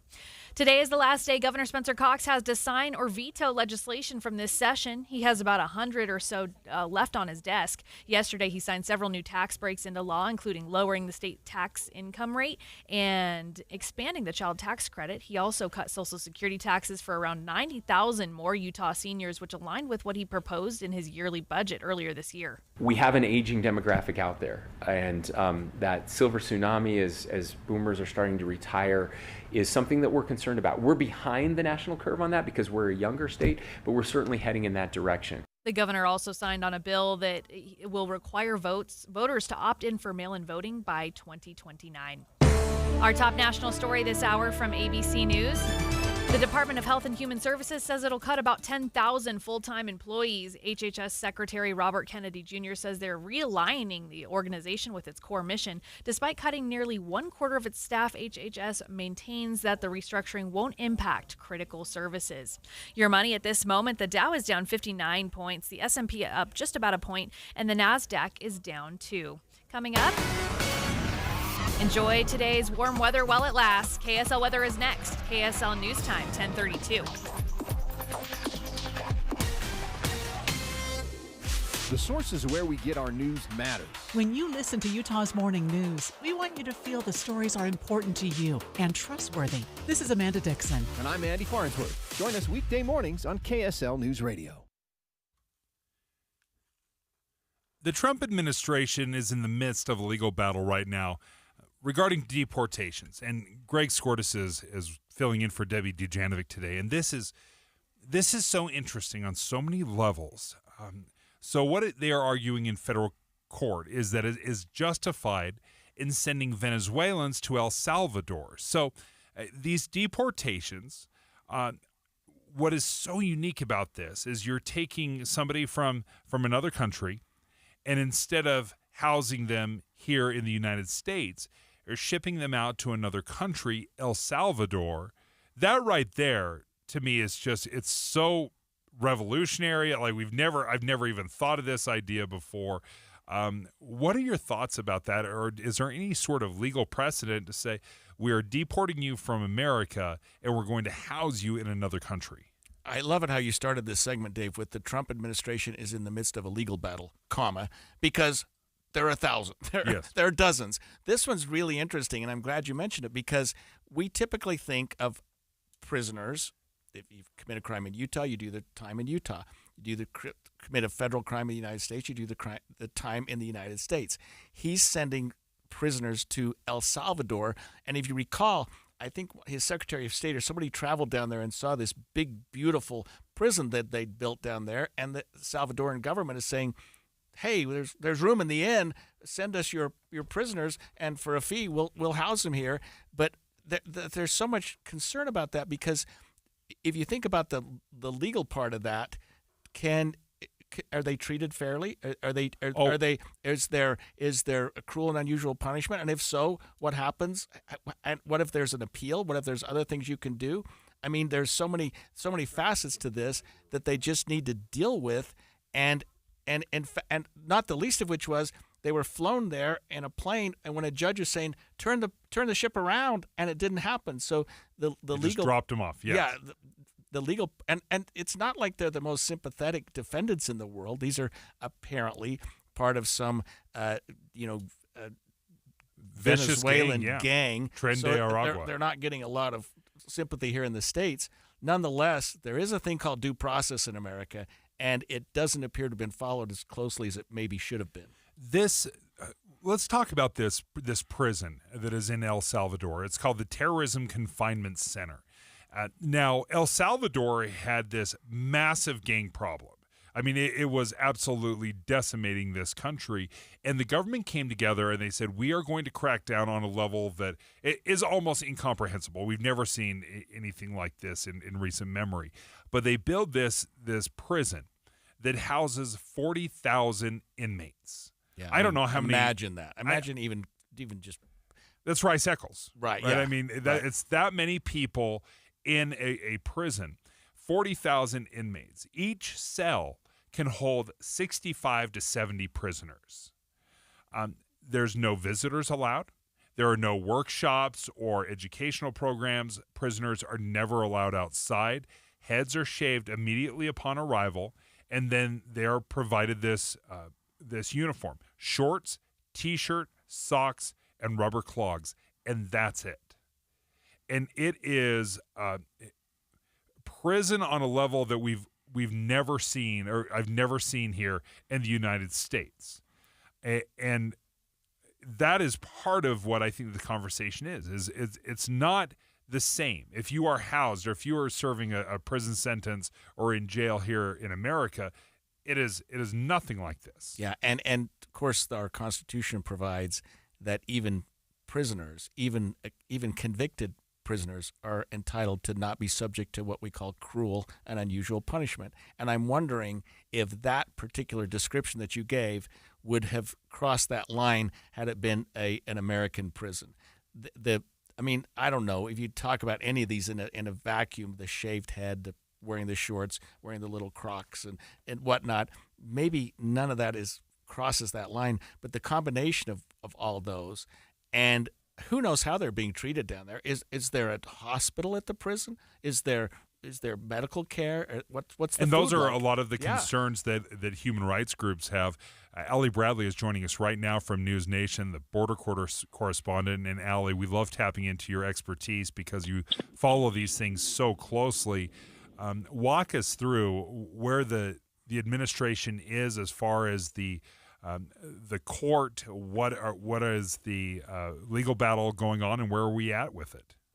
Yeah, so right now we know that the Trump administration has been really leaning on the Alien Enemies Act to deport some of the so-called Tren de Aragua and MS-13 members. Of course, we saw those flights land in El Salvador, right? And at that time, the administration has maintained they didn't defy a judge's order because it kind of came at a time they said the plane was already in the air. The president over in El Salvador, Bukele, even said, oops, too late, via social media. So the judge doubled down, and he actually blocked them from continuing to use the Alien Enemies Act for any kinds of deportation. So essentially, if they want to continue that move in any capacity, they're going to have to seek relief from the Supreme Court to get that kind of overturned or to get that put in their favor. So right now, when it comes to on the ground level, they can't use that act right now to deport anybody. This morning, they just made the announcement that they arrested an MS-13 member. So that will be interesting to see what they do with him, because that group has been designated as a terrorist organization, right? That's kind of the argument the Trump administration is making, is saying, hey, these guys are terrorists. This is, we're at war with these countries in some degree, and that's for why they enacted the Alien Enemies Act to make those deportations. So it'll be interesting to see what they do with this MS-13 member. They're saying he's a top 3 leader for that gang.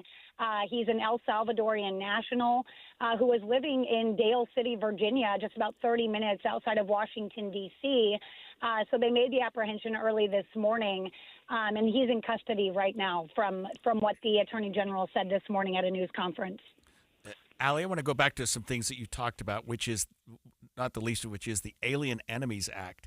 And then you use the phrase at war, because as I understand it, and I think what the courts are trying to wrestle with here is, does the Alien Enemies Act even apply here? Because are we at war with, Venezuelans or Venezuelan gangs? I mean, isn't that part of the legal question that the courts are trying to wrestle with here?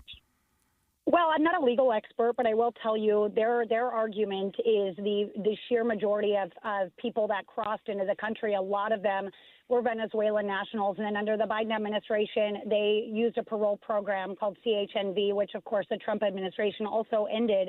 And so when it comes to that, that is what they're kind of trying to equate as, all these single adult men coming over here, and they keep calling them fighting-aged males, right, that were coming over here, saying that what the Maduro administration was allowing to happen here, kind of unabashed, was what the Trump administration would consider kind of an act of war in their terms, what they have said. So that's kind of what their justification is for utilizing that and saying those individuals are operating on U.S. soil. I mean, Tren de Aragua, according to Representative Tony Gonzalez, is present in all 50 states. We know they've been apprehended in several states. We've been tracking that for well over a year.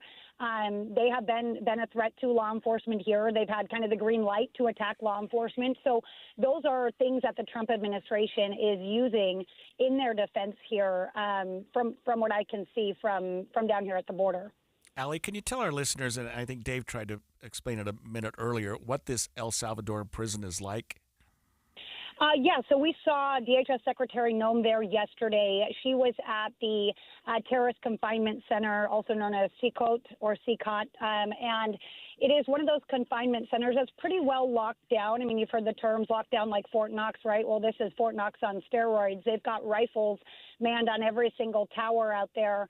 And then they had to drive a couple of minutes to just get to kind of the jail cells or the barracks, if you will, where they were touring inside of that facility. And they had several men inside of each kind of jail cell on iron bunk beds and, shaved heads and in their kind of white T-shirts and shorts. And, the pool journalists that were on site there said that they didn't utter a single word while they were there unless they were addressed, and then they kind of answered in unison. So it is a maximum security prison. It is something that the president there has utilized. Right when he got into office, he essentially went and rounded up almost every single individual in El Salvador that had a tattoo, that had any kind of criminal history, that had any gang affiliation.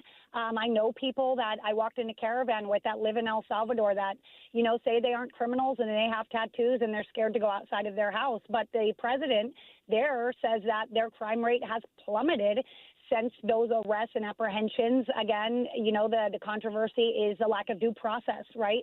And that's what we're seeing with the 261 individuals that were sent over there under the Trump administration, who they claim to be either Tren de Aragua or MS-13. Some of those family members are saying they're not gang members, and they need due process. So that's where they're at right now. And the president there has a contract with the Trump administration for at least 1 year, and he says that is renewable. Allie Bradley, thank you so much for your reporting from News Nation as the border correspondent there. Bradley of the Border is a great podcast I watch on YouTube as well. So, Allie, thank you. Greg, when we come back, let's discuss some odd things going on in Florida regarding child labor laws and perhaps relaxing some child labor laws. Emergency traffic brought to you by Mountain America. We have a rolled semi-truck on northbound I-15 right at the top of the on-ramp from 500 West in Bountiful. It is blocking 4 right lanes of the freeway. Only the HOV lane is open. Traffic is at a standstill, and it's backed up all the way into Woods Cross, about to head into North Salt Lake right now. You want to avoid northbound I-15 getting out of downtown Salt Lake if you can. Wasatch Front businesses and property managers, GoPave Utah provides all asphalt repairs for your parking. For patching and paving along the Wasatch Front, contact GoPave Utah. GoPaveUtah.com. Heather Kelly in the KSL Traffic Center. Dave and Dujanovic. If you're driving to work or you're driving the kids to a soccer game, we're your in-car companions. People will come up to me and say, "Oh, I talk to you every day. You don't realize it because I'm talking at the radio, but I talk to you every day." Listen for Dave and Dujanovic 9 to noon on KSL News Radio. I've been telling you guys for a while about this exciting news. Master Electrical Service, who's been around since 1954, they've joined forces with Mountain Home Services. The reason that is so important and why that's so interesting to us is because you're tapping into so many levels of expertise with Master Electrical. You've got experts in your electrical needs, EV chargers, recessed lighting. From the ground up, they can take care of all of your electrical needs. With Mountain Home Services, they bring the expertise in the world of HVAC, plumbing. So it's one phone call. You give them a shout out and they can take care of so many of your needs in your home. It comes with this upfront pricing guarantee. So many of us, I certainly have been bitten by the bid bug before, where they come in, they give you this great bid, it looks so great, and then when you actually get that invoice, you're like, oh, that was way more than I was expecting. With Mountain Home Services, you've got an upfront pricing guarantee, no hidden fees, 100% satisfaction guarantee. Go ahead and check them out online at mountainhomeservices.com. That's mountainhomeservices.com, or give them a call, 801-543-2222, 801-543-2222. Did you know colon cancer can be detected early or prevented through regular screening? I have detected Around Earth is the greatest lie ever. Okay, Roger.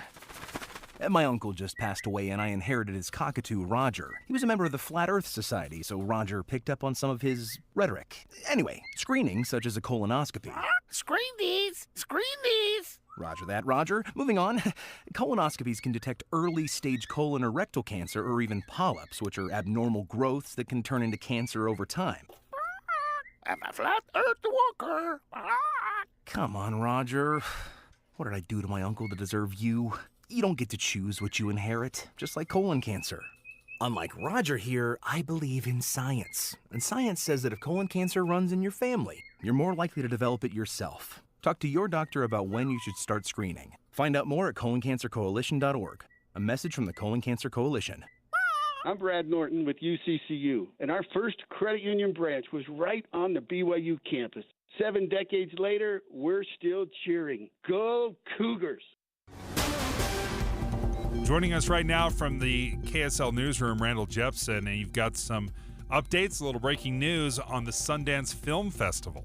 Right, Dave. Now, we've been waiting for an announcement from Sundance to announce where the festival will be held in the future. We knew that was down to 3 locations: Cincinnati, Boulder, and of course here in Utah, kind of a split between Salt Lake and Park City. Well, the newspapers in Cincinnati have just started writing some articles, including the Cincinnati Enquirer.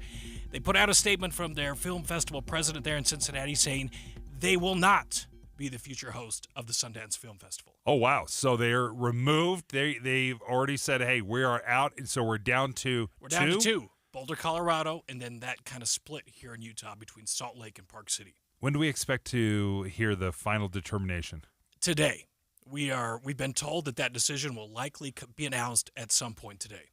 Randall, I need it in the next hour and 15 minutes. That's when we go off the air. So we'll see if we can pull some strings.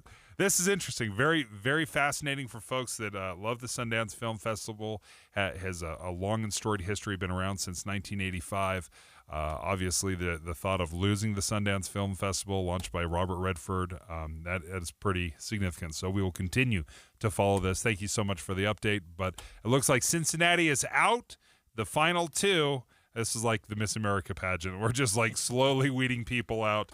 Boulder, Colorado, or Park City gets to hang on to the Sundance Film Festival. Randall, thank you so much. We look forward to these updates throughout the day. Hopefully we'll know today whether or not Sundance stays here in Utah. Now let's shift gears a little bit. Debbie Dujanovic is off today, and filling in for Debbie is Greg Skordas, our KSL legal analyst. He's a host of Inside Sources as well. There was a story that crossed on CNN, which is very interesting, where Florida is considering loosening child labor laws because they're struggling to fill roles because so many undocumented immigrants have either left the country, have been deported, and now they still have these jobs that need to be filled. So Florida is considering loosening some of these child labor laws to address the workforce shortages. And can you imagine that thought? I mean, because people have been saying for months and months, if you get rid of that workforce, who's going to fill the gap?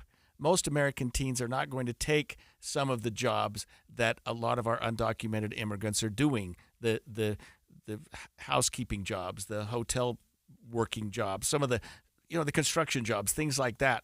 So Florida's saying, well, harvesting crops. Right. We have a way to fix this. We'll loosen our child labor laws. And child labor laws, what they're talking about here, Dave, are allowing children as young as 14 years of age to work overnight shifts, because child labor laws say that you can't work so that it's going to affect your schoolwork. You can't work during school days. You can't work overnight jobs during school days. You know what I mean? So, and typically we don't like people 14 years old working anyway. We like to sort of have that range at 16 or 17.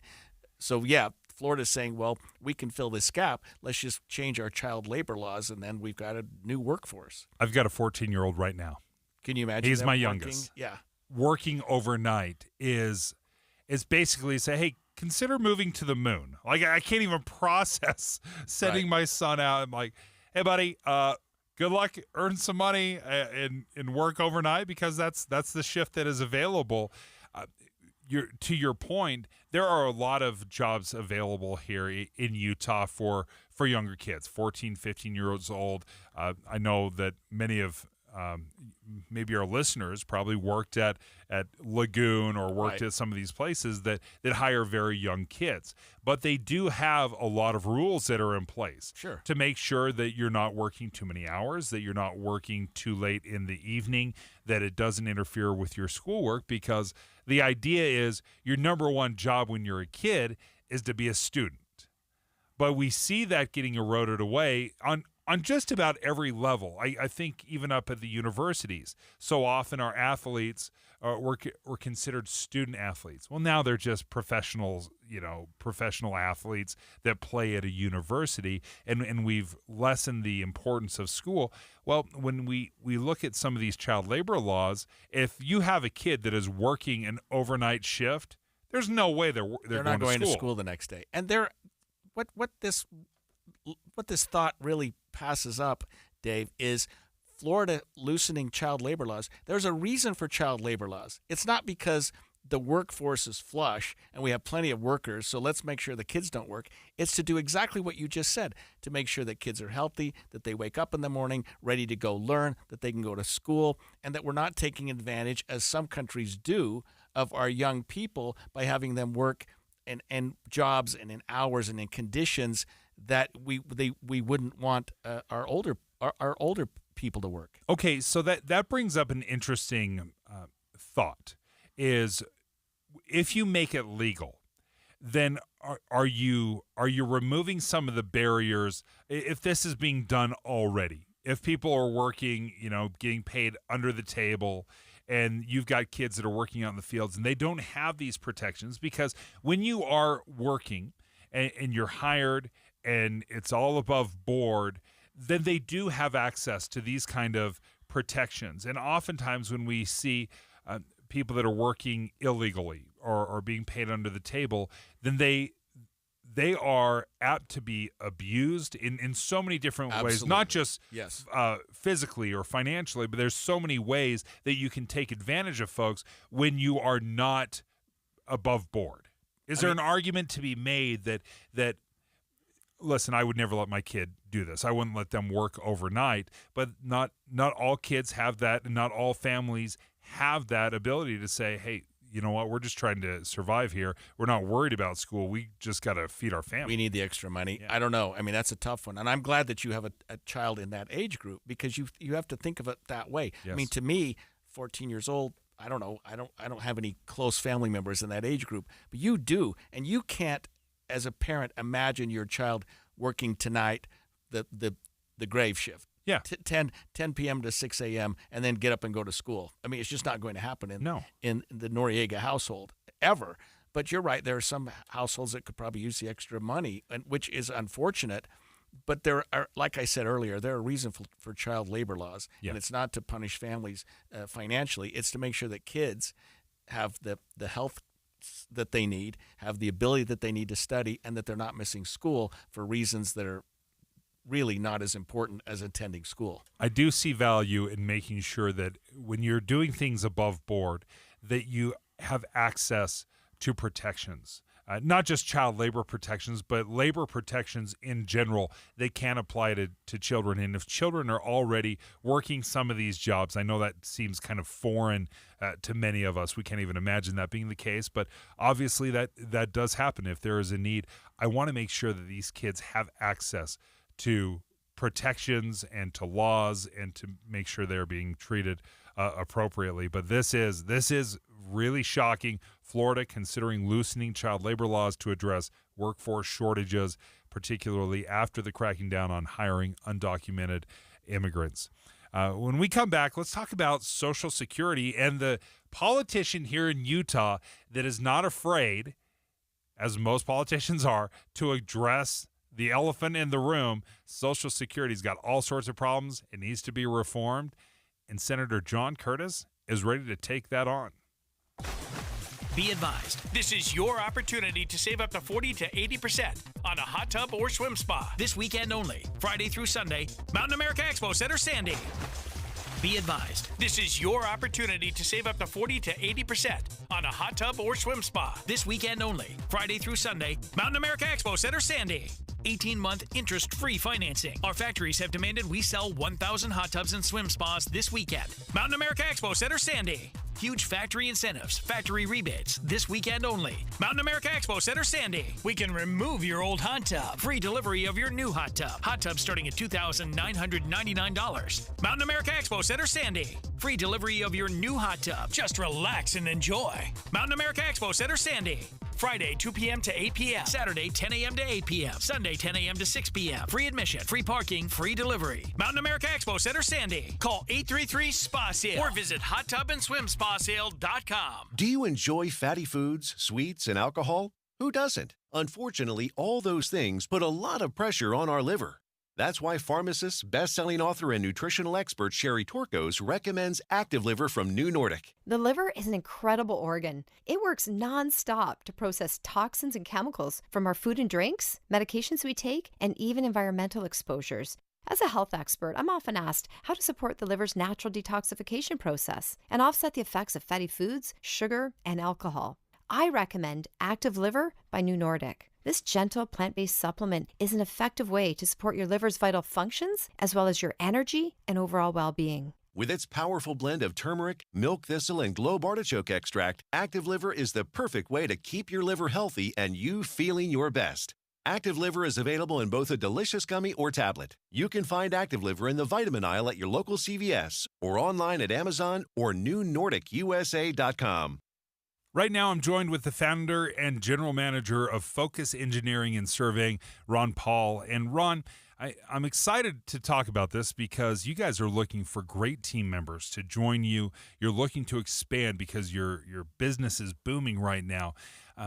But I can be a little bit intimidated when I hear engineering and surveying. I'm like, I'd love to get into this, but what kind of projects are you working on? What can I expect if I'm working with you guys? Yeah, so all of our work is based upon development and the development and the expansion of our community. And so when we think of development, when most people think of development, they'll think of the new building or the new structure that's going up, the visible thing, which we do a lot of work with that. We do a lot of the structural design of those types of structures. But in addition to that, we do all of the design of all of the infrastructure, and which includes roadways, utilities, and all of those things that make that development possible.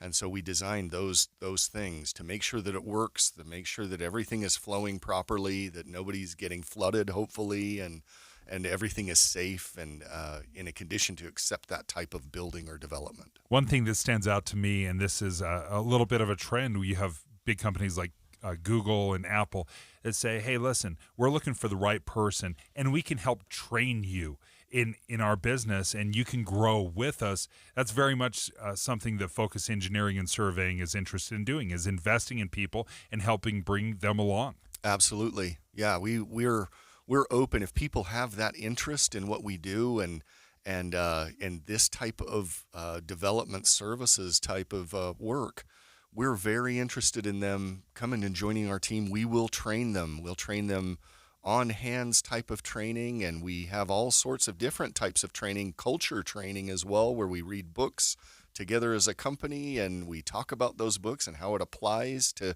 improvement of our team and us as individuals. The best way to get a hold of you is go to your website right now. If you're interested in working for Focus Engineering and Surveying, make sure you reach out to him. FocusUtah.com is the website, FocusUtah.com. KSL FM Midvale. KSL Salt Lake City. From the KSL Common Spirit Health Studios, this is KSL News Radio. Utah's news, traffic, and weather station. 11 o'clock at KSL News Radio. I'm Heather Peterson. KSL's top story this hour, breaking news. There are reports that Cincinnati won't be the future home of the Sundance Film Festival. Multiple Ohio outlets are reporting that President of Film Cincinnati made the announcement today. This would mean it's between Boulder, Colorado, and Utah. No official word from Sundance yet, though. An announcement is expected sometime today on the future of the festival. Utah's congressional leaders held a moment of silence today on the House floor for former Congresswoman Mia Love. Representative Burgess Owens described her as a trailblazer, a fierce advocate, and a bright light in the lives of so many. Our Utah communities mourn for the Love family. We pray that they find peace in Heavenly Father's love and comfort and solace in what Mia has meant to all of us. The public is invited to the Capitol on Sunday, April 6th, as Love lies in state. A public memorial service will be held the next day at the Institute of Religion on the University of Utah campus. Our top national story this hour from ABC News. Prosecutors in the University of Idaho quadruple murder trial say they might use evidence Brian Koberger wrote as a criminology student 5 years ago as evidence. More from ABC's Kana Whitworth. The 12-page crime scene scenario final from his time at DeSales University, detailing how an investigating officer would process a scene where a deceased white female had been found, including the use of protective clothing to avoid contaminating the scene or leaving fingerprints. Koberger's trial is scheduled for August. Your money at this moment, the Dow is down 231 points, the S&P down 23, and the NASDAQ down 79 points. Coming up, don't put your jackets away just yet. KSL weather is next. KSL News Time, 11:02. Mornings are for recharging. And they're for starting your day right. We volunteer to join you in the car. Get news and weather at 102.7 FM during the most important part of your day. Andy and Amanda, each morning between 5 and 9 on KSL News Radio. My name is Mac Davis, and I have been on the SOTA weight loss program for 14 weeks now. I have dropped 38 pounds. Wow. That's amazing. It's been remarkably easy to follow the program. It's been amazing. SOTA weight loss works. Who would have thought that I would be able to lose over 100 pounds? I thought that there was no way that I could do that without having some kind of invasive surgery or diet pill or some other means. Let Soda Weight Loss teach you the healthy, natural way to let go of the weight for good. The best decision I've made in a long time was just to call Soda Weight Loss. Join Soda Weight Loss with your partner and only pay for one person. Lose weight together. Double the motivation, double the results, half the cost. Take advantage of Soda Weight Loss 2-for-1 partner program. Visit sodaweightloss.com. That's SOTA weightloss.com. Soda is, say it with me, state of the art. Do you want to make your house more comfortable, more energy efficient, more valuable? Well, maybe it's time you took a look at your doors and windows. And there's nobody around who does doors and windows better than Peach Doors and Windows. Improve the functionality of your home with custom replacement windows, entry doors, patio doors. Maybe you have a sunroom or you want a new custom front door and windows to maximize the beauty of your home. Peach offers flexible financing available to fit any budget. They've got expert installation, including fiberglass doors, which are their specialty, and they'll replace your windows with the highest energy efficiency rating. And customer service is a top priority. It's the reason why they have so many 5-star reviews on Google. You can check it out for yourself. You can also check them out online at peachbuildingproducts.com. You can call for a free in-home estimate, 801-566-1255. Or see them in person, 2940 South 300 West in Salt Lake City. They're open 6 days a week, Monday through Saturday. Go check out their beautiful showroom. It's Peach Doors and Windows. At Fisher Investments, we may seem like other money managers, but we're different. Are you really that different than the rest of us? We are. As a fiduciary, we always focus on what's best for our clients. What services do you offer besides investing? We have a team of specialists in financial planning, estate planning, and more. Your clients rely on you for all that? Yes, we ensure clients receive unparalleled service at every step of the relationship.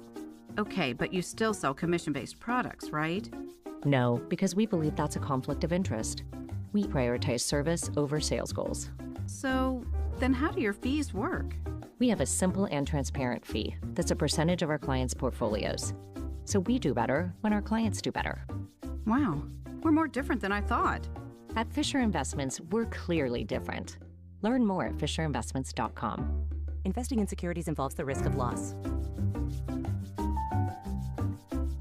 Any Hour Services free furnace sale is going on right now. If you haven't scheduled your free estimate yet, do it now. Call Any Hour Services today or schedule online at anyhourservices.com. Emergency traffic brought to you by Mountain America's low-rate auto loans. Here's Heather Kelly. Well, this is for drivers trying to head northbound I-15 out of Salt Lake into Davis County. We've got a trailer, a semi-truck hauling a trailer with metal in it that flipped northbound I-15 right at the top of the on-ramp from 500 west in Bountiful. So you have pieces of metal scattered across the freeway. You've got the trailer that's sideways. So only one lane is open. The HOV lane is the only one open. 4 right lanes are closed. And that has traffic at a standstill backed all the way up to 2600 South and Woods Cross. If you don't exit there, you're going to be in a jammed up position there. And you definitely want to take US 89 all the way into Centerville and get back onto northbound I-15 in Centerville. Replenish Landscape provides the finest compost and landscape products for flower and vegetable gardens. Start your season right with Replenish. Visit replenishcompost.com. Replenish, it's good stuff. Heather Kelly in the KSL Traffic Center. Some record-breaking warmth in the forecast today, but a cold front might be moving in overnight, which means temperatures back in the 50s and 60s for the next week. Cloudy tomorrow and some rain possible on Saturday. Right now it's mostly cloudy and 72 degrees. I'm Heather Peterson from the KSL Common Spirit Health Studios. Listen online at kslnewsradio.com. We're Utah's news, traffic, and weather station. Dave and Dujanovic, your morning companions for talk, analysis, and key perspectives on Utah's biggest stories. On KSL News Radio, Dave and Dujanovic, special coverage of the top national story. It's the biggest Emperor's New Clothes issue in Washington, D.C. Everyone remember the Emperor's New Clothes? Oh, yeah. He actually has no clothes, naked. Nobody wants to say anything because that little kid, right? The emperor, he knows best. We're not going to say anything. We don't want to address it. Then finally, somebody's like, "Why doesn't he wear any clothes?" Yeah, it's like stark naked, right? Social Security to me, Greg, is the emperor's new clothes. Everybody knows there's a problem. everybody knows. I was trying to think how he's going to get this to Emperor's New Clothes. How am I gonna you get just nailed. Okay, I was hanging. You're like, we're going to get there. Just stick with me. Yeah, okay. Everybody knows that it is the stark naked leader standing on a podium, and no one wants to say anything because it's so unpopular. But Social Security is broken.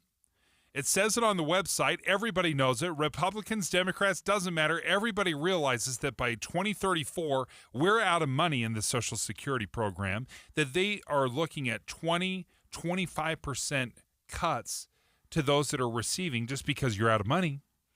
And we refuse to address it. In fact, we'll hear it at the State of the Union. President Biden stands up, and he's not alone. I'm not picking just on President Biden, but he stands up at the State of the Union a couple years ago. He's like, Republicans want to cut Social Security. Can you believe that? Some Republicans want Medicare and Social Security to sunset. I'm not saying it's a majority. As we all apparently agree, Social Security and Medicare is off the books now, right? They're not to be started. They got unanimity. When you boil it down, when you start talking about Social Security, 1 in 5 Americans are on Social Security. That is a staggering amount to me. Yeah, I think it's something that maybe wasn't expected when the Social Security system was set up, 70 years ago or 80 years ago. I mean, maybe 90 years. I forget you said 1935. It was in the 30s. Yeah, okay. 90 years ago. Yeah, that we would be in this place because we were always thinking we've got this workforce. They're contributing. The money's building up. It's going to get bigger and bigger and bigger, and we don't have to start paying it out till they're 60, 65, whatever the age is. When I took it, it was 66 and a half, I think, or 67, and there'd be plenty of money there. But the problem is, and you said it really well earlier today, that at the time it was set up, the life expectancy was much lower than it is today. 60 years old. Right. So, yeah, it's 60. Now it's, 80? So people are outliving the Social Security benefits, and that number, Dave, is going to get worse as healthcare gets better, as other systems in our government get better, where people can work at a better rate and live longer. What's going to happen to your generation or my kids' generation? So let me go back to this, the Emperor's New Clothes analogy. It took one person, and it was a little boy that shouted out, like, he's not wearing any clothes. Who is that one politician that can shout out there and say, hey, it's broken. We can't be afraid, and run away every time we bring up Social Security reform? And that one person that is shouting is our state senator, our senator from Utah, John Curtis. He's a freshman senator. He's been a legislator, obviously, in the House of Representatives for us. In fact, he was just listed by the Center for Effective Lawmaking as the 4th most effective legislator last year. No surprise. Well, in part because he does work across the aisle. He's been able to work with Democrats. He's been able to get bipartisan support. He passed 8 significant bills. 5 of those were signed into law. So Senator Curtis went on to meet the press on Sunday, and he talked about Social Security, and he's kind of ripping that Band-Aid off, saying, hey, we got to stop pretending and stop the rhetoric that comes from the left and the right. In fact, President Trump kind of says the same stuff, not going to touch Social Security. Social Security will not be touched. It'll only be strengthened. We're not going to touch it other than to make it stronger. Politicians have been denying that they were going to cut Social Security benefits or raise taxes for forever. And Senator Curtis says, well, we've got to have a serious conversation here. Let me ask you, because Elon Musk ruffled some feathers when he referred to Social Security, something that he's also eyeing as a part of his Doge efforts, as a Ponzi scheme. Senator, do you see Social Security as a Ponzi scheme? Well, I wouldn't use those words, but we're not being honest either with people. And that's why you'll actually see me in a couple of months introduce a change to Social Security. We're not being honest when we look people in the eye and say we're not going to touch it. If we don't touch it, it touches itself. You know that, right? That's not being honest with the American people. And I think that's one of the things that makes them not trust us, when we say something that they just know is not true. And you're absolutely right. I mean, there's broad agreement that entitlements are not solvent in the long run. But the question is what to do about it. And about 1 in 8 of your constituents actually receive Social Security benefits. Roughly the same number are on Medicare. And I think the question is, and the concern is, are these folks going to lose coverage? So can you, sitting here today, guarantee your constituents they won't lose coverage, they won't be subject to deep cuts to their Social Security? Let me look them all in the eye symbolically right now. We don't need to impact the people that are in Social Security. But if we don't have a conversation about my kids, our 20-year-olds, our 30-year-olds, that's where the problem is. And so we can't be afraid of this conversation simply because people think we're going to take it away from them. We all need to say, look, those in retirement and those near retirement, we're not going to touch it. You're safe. But let's have that conversation because my kids don't think they're going to get it. So why can't we have a conversation with them about moving some of the variables around? And the sooner we do it, the less dramatic it has to be. If we don't do it, we have worse decisions thrust upon us. So those worst decisions being thrust upon us, if it really does go to 2034 and the Social Security funds have been depleted, then they have to be funded completely by current tax dollars. They can't be supplemented by the savings account, so to speak. And if it is funded exclusively by tax dollars, then you're going to see probably a 20 to 25% decrease across the board of everybody's benefits. Yeah, and those of us that have been paying into it for a lifetime have expected that would be paying us back. I mean, Elon Musk worrying about Social Security is like, it's just ridiculous because it's not going to affect him at all. But the rest of the country, 90% of the country, has been paying into that system, will continue to pay into that system, believing that it's going to pay them back someday. And if it's not, there's really going to be problems. And I think there are solutions. We talked about those earlier. For example, and I'm not suggesting any of these are the golden, the silver bullet, but if we continue to increase the age of Social Security, where maybe 66 and a half or 67, take it up to 70. Now, people have been expecting that they can start drawing it sooner than they will. And we saw what happened in France when they upped the age from 62 to 64 or something, and people took to the streets. It was awful. But there's got to be some way to fix it. Maybe it's to cut benefits back a little bit. Now, that would be a harder pill to swallow than to say, wait another year or two before you take your Social Security. And maybe it's that we increase the amount that you can pay. That is to say, right now, I think the top income level is something like $150,000, $160,000. If you make any more than that, you don't pay any more Social Security. What if we up it to $250,000? What if we upped it to so that the rich are paying more into it? Of course, they would get more back out of it, but at least the Social Security system is generating more revenue. Senator Curtis, as he was tackling this, the plan is not super complicated. He says we're going to have to raise the eligibility age. He says we're not going to touch people that are right now or soon will be receiving Social Security. So if you're receiving a Social Security check, his proposal is don't worry, you're going to keep receiving the exact same benefits. But when we start looking at people that are perhaps 20, 30, 40 years out that are still in the workforce, if we raise it a few years, then you're not going to feel the impact. When you're 25 years old and you just got out of college, you're working your first job, retirement is the last thing, and receiving Social Security is the last thing on your mind. So raising the eligibility age is a possibility in Curtis's plan. Another is to what you were just speaking to, raising the income limit for Social Security payroll taxes. And that was something until recently I just didn't realize was happening. I didn't realize, number one, I didn't realize how much of my paycheck is going directly to the Social Security system. So 6.2% of my, and we all see this, the FICA, right, on your pay stub. 6% of my income is going to Social Security, and that's been the case ever since I started working. What I didn't realize is that my employer was adding an additional 6.2% for a total of over 12% of my paycheck every single week is going to Social Security. Right. And if you're self-employed, then you pay the full 12.4%.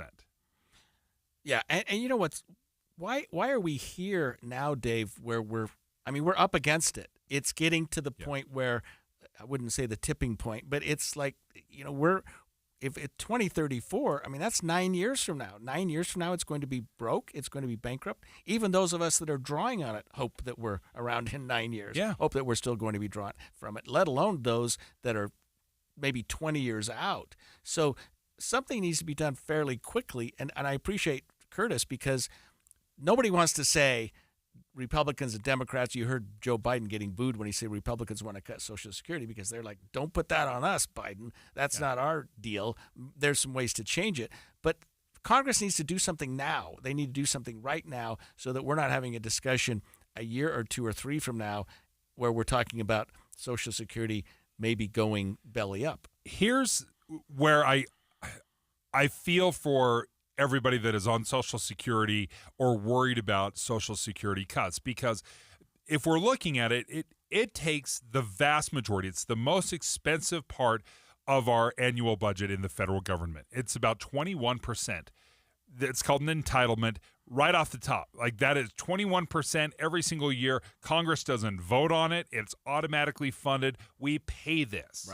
Right? So when we're talking about cutting deficit, it's not this. This is an entitlement, automatically gets spent. More than $1 trillion, well over $1 trillion, is going just to Social Security. Here, when we're talking about reduction in benefits or raising the age, whatever it might be, if I'm a Social Security age, or if I'm receiving Social Security, why am I going to take a cut? Why am I going to take a 20% cut when I look at the rest of the federal government and the frivolous spending that goes on left and right in the federal government? Why is the most vulnerable and people that have contributed for decades into the system taking a cut when we refuse to make cuts to our annual budget? We spend almost $2 trillion more than we bring in every single year in deficit spending. So I feel for folks that are like, don't cut my benefits until you look at yourself in the mirror, and let's tighten up elsewhere before you start looking at us. And I think the Trump administration is going to say, that's exactly what we're doing. That's exactly what all these cuts are about. America's kind of going, whoa, wait a minute. We didn't expect the Department of Energy to be cut, the Department of Revenue to be drastically cut back, and all these other agencies just taking a hit. But maybe, and I'm not deferring to Trump at all here, but maybe there is some benefit to cutting back some of what's going on in our country, so that we can fund some of these other, like you say, entitlements, so that people are going to be taken care of that have been contributing to the workforce for generations, for decades, and expect to be paid back. For me, and anyone that has lived in this world or had to have a family budget, realizes you have to just balance the budget. And if there is something that we desperately want, then we prioritize it, we fund it, but then we take away something else that we may want. If I want to start contributing more to let's say we want to take a family trip to Disneyland and the budget is tight, I may have to tell my kids, hey guys, we're not going to have Netflix, Hulu, Disney Plus. We're going to save that $100 in subscriptions all year long, so that we can go to Disneyland, because that's what we prioritize. And that's where I look at the federal government. Listen, if we want to take care of our seniors, I have absolutely no problem with that. We absolutely should take care of them on some level, financially and with their health care, right? I absolutely believe in this. But we can't prioritize everything equally. We can look at that and say we need to take care of the elderly, and we need to take care of those with health needs. That is our moral obligation as a community.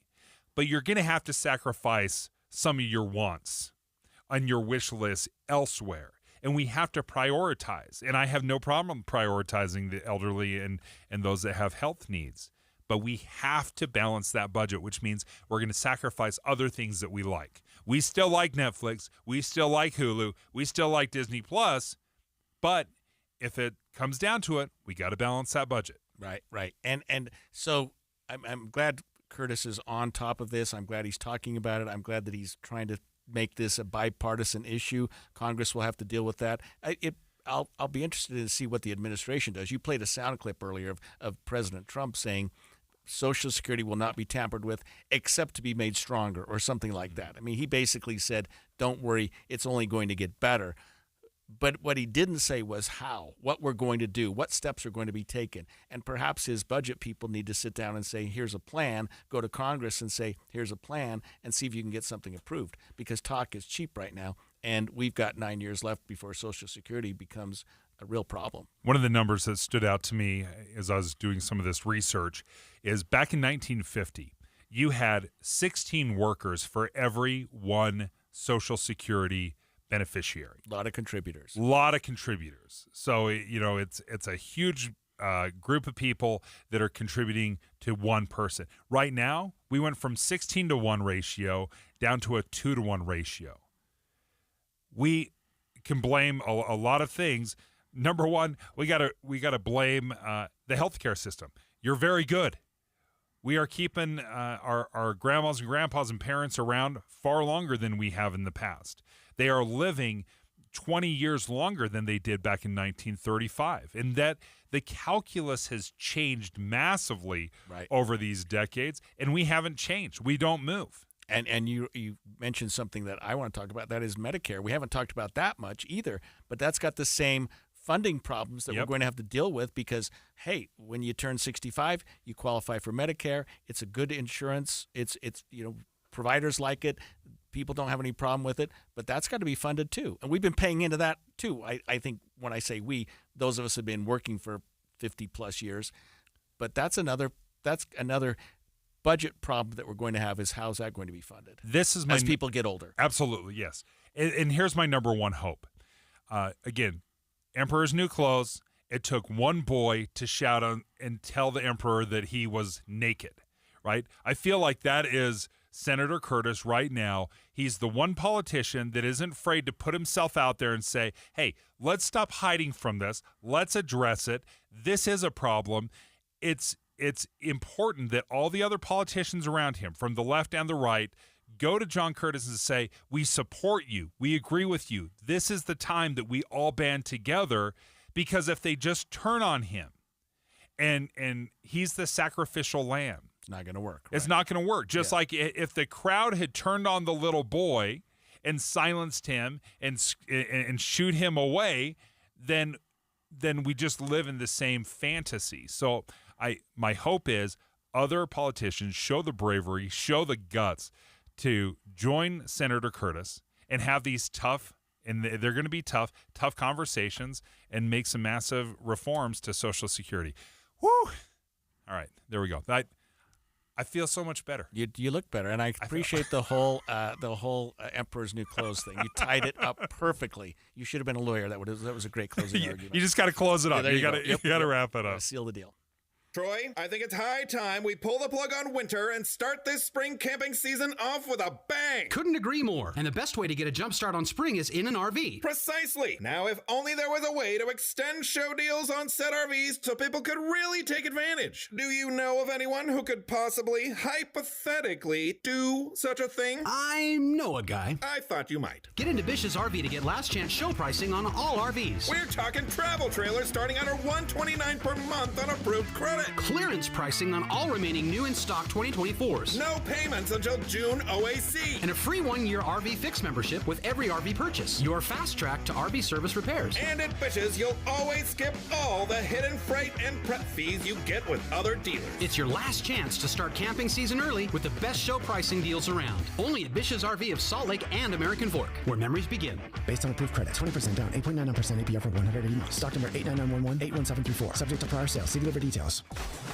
Be advised, this is your opportunity to save up to 40 to 80% on a hot tub or swim spa this weekend only, Friday through Sunday, Mountain America Expo Center, Sandy.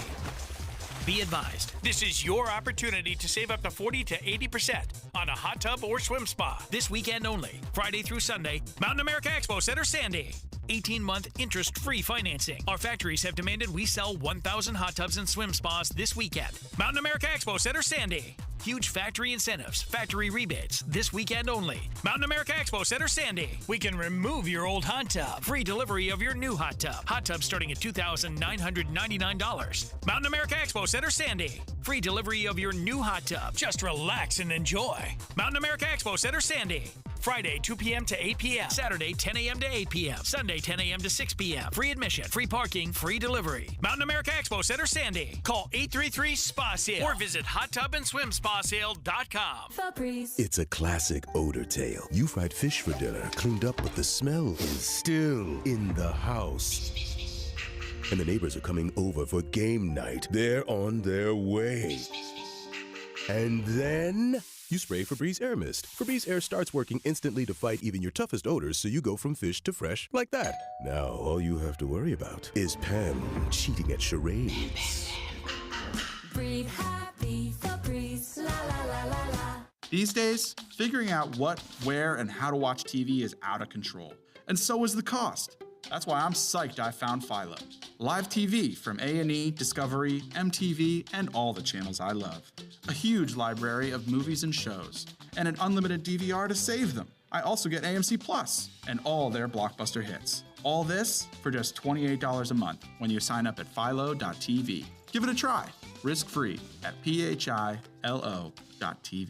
Get a head start on the warmer months ahead with a $29 AC tune-up from Yes Air Conditioning, Heating, Plumbing, and Electric. Yes offers licensed technicians and an exceptional service guarantee to give you peace of mind and help prevent expensive breakdowns. Ensure your system is working at peak efficiency and help save money on energy costs with a $29 AC tune-up from Yes Air Conditioning, Heating, Plumbing, and Electric. Call now or visit theyesmancan.com for details, terms, and conditions. Just say yes.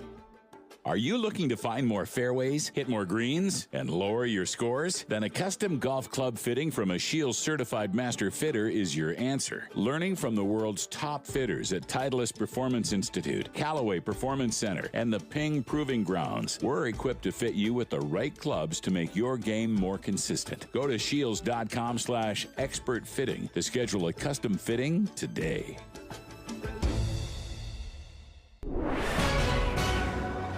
11:30 at KSL News Radio. I'm Heather Peterson. KSL's top local story this hour. Cincinnati will not host the Sundance Film Festival. Ohio outlets are reporting that Cincinnati made the announcement today. This would mean it's between Boulder and Utah. Sundance is expected to make the official announcement on the future of the festival coming up at noon. We'll have that for you on Utah's Noon News.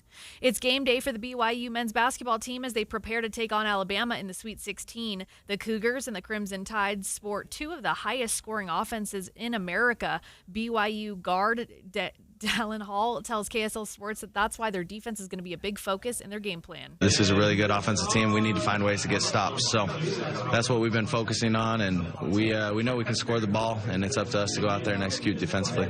BYU is looking to reach the Elite Eight for the first time in more than 40 years. Tip-off is at 5:09 with extended pregame coverage starting at 3 right here on KSL News Radio.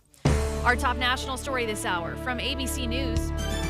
An arrest was made in a case of Tesla vehicles that were set on fire with Molotov cocktails in Las Vegas last week. 36-year-old Paul Hyon Kim is under arrest on charges including arson, destroying property, and other counts. He also allegedly spray-painted "Resist" on the building of a Tesla collision center when two Teslas outside were set on fire. More were damaged from the fires. The charges are mainly related to vandalism. Attorney General Pam Bondi called it domestic terrorism. There are no terrorism charges against him that we know of. Alex Stone, ABC News. Your money at this moment, the Dow is down 181 points, the S&P down 19, and the NASDAQ is down 75. Coming up, record highs today, but cooling down tomorrow. KSL weather is next. KSL News Time, 11:31. A reminder about the simplest way to get updated for your day. Hit your KSL preset when you jump in the car, and we'll take care of the rest. Hear key news updates and traffic reports. Andy and Amanda from 5 to 9 in your car. KSL News Radio at 102.7 FM. My old garage sounded like a tank running across a car. Like, it was so incredibly noisy. It was not well maintained because I didn't know you had to maintain a garage. I thought it just worked and worked and worked, and then when it broke, you bought a new one. But no, you can assess the health of your your garage door with Advanced Garage Doors. For KSL listeners, they've got a little special going on. They will give you a free garage door inspection with no obligation to buy.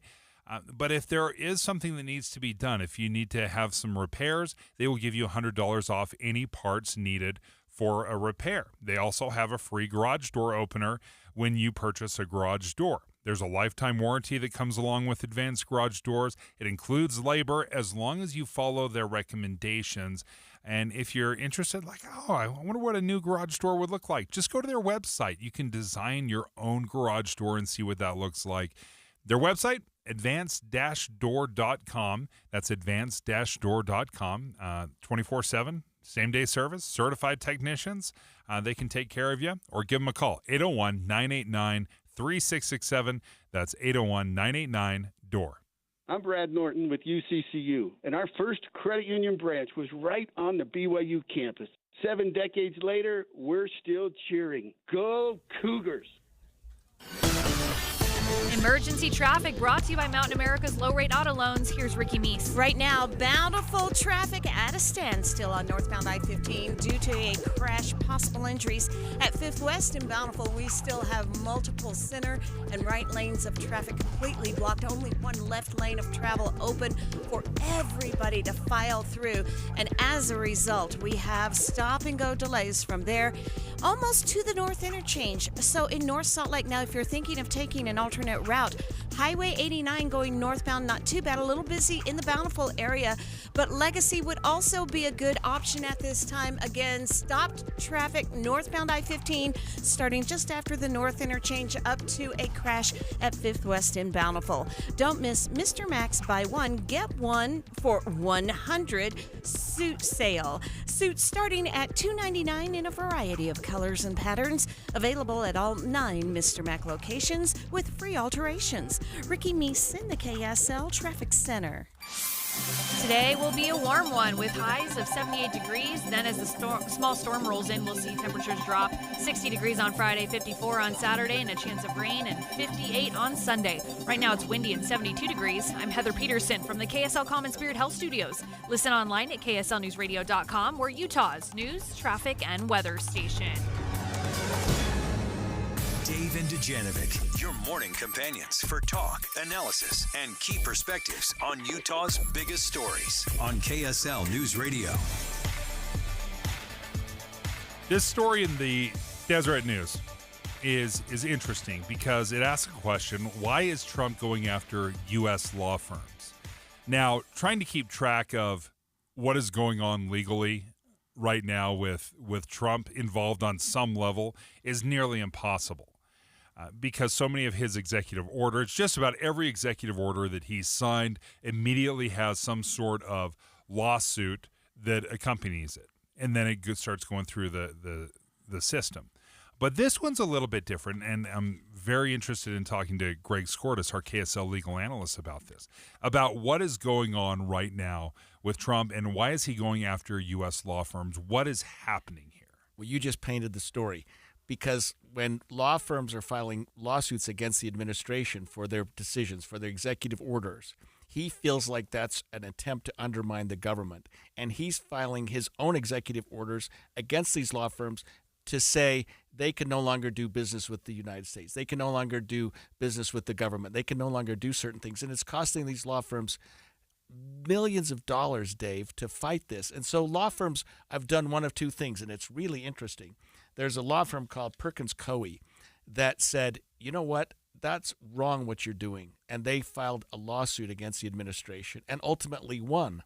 But that lawsuit cost them so much money, and they lost so many clients in the meantime because clients were going, hey, you're forbidden from doing work with the government. We have government cases. We've got to go get another law firm to do this case. And so they bailed out on them. Other law firm, there's another one called Paul Weiss, and a bunch of other names, and they said, Garment. There you go. Thank you so much. They said, hey, how do we get out of this? And they've agreed to do $40 million in free legal work to help the administration out. So it's like when you get hacked And, and they say they go to some big company and they hack you and you can spend millions of dollars trying to get rid of it, or you can just pay the ransom and be done. And I'm not saying this is a ransom, but it sure looks like that. And Trump is targeting big law firms. It's no secret, Dave, that he's not a fan of lawyers. He's not a fan of big law firms. And he's been the subject of a lot of litigation, and he's certainly been convicted. He's certainly been tried. He's certainly been sued, probably more than just about anyone in America. So he's saying, I'm going to fight back because he's got that power right now. He's the president of the United States, and he's taking some pretty tough administrative actions against some of these law firms. So what is interesting to me on this, because you've got these huge law firms that are well established. They work in Washington. They have institutional knowledge. They have people they work with. But every 4 years or every 8 years, you turn over leadership. So they may work great with Biden, but don't work with Trump. Maybe they'll work better with the next person. But these law firms don't change. So they do have contracts and they have relationships with the U.S. government where they are acting as their legal counsel. So if they fight or they support like a Biden administration, then you switch over, you can kind of see where it would be a little bit of a conflict now. Like, why are we giving this law firm contracts, and why are they working for us now when they were fighting against our needs and our desires just a few years earlier? Right. And you pointed a perfect picture, because one of these law firms, in fact, was working for Hillary Clinton and George Soros, and they were fighting.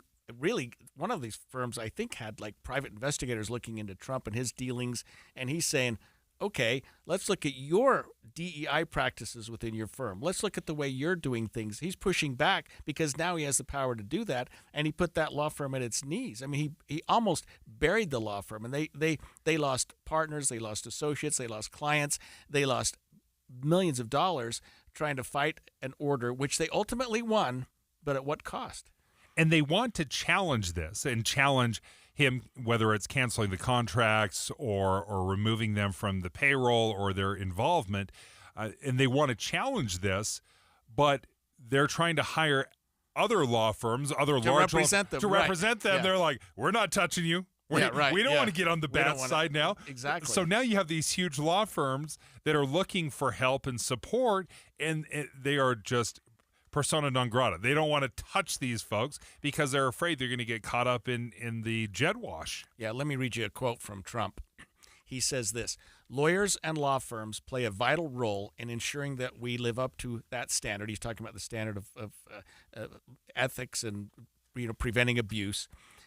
Law firms should not favor any political party when it comes to choosing their clients. Firms should also not make decisions on whom to hire based on person's political affiliation. To do otherwise is to deny some Americans an equal opportunity for services while favoring others.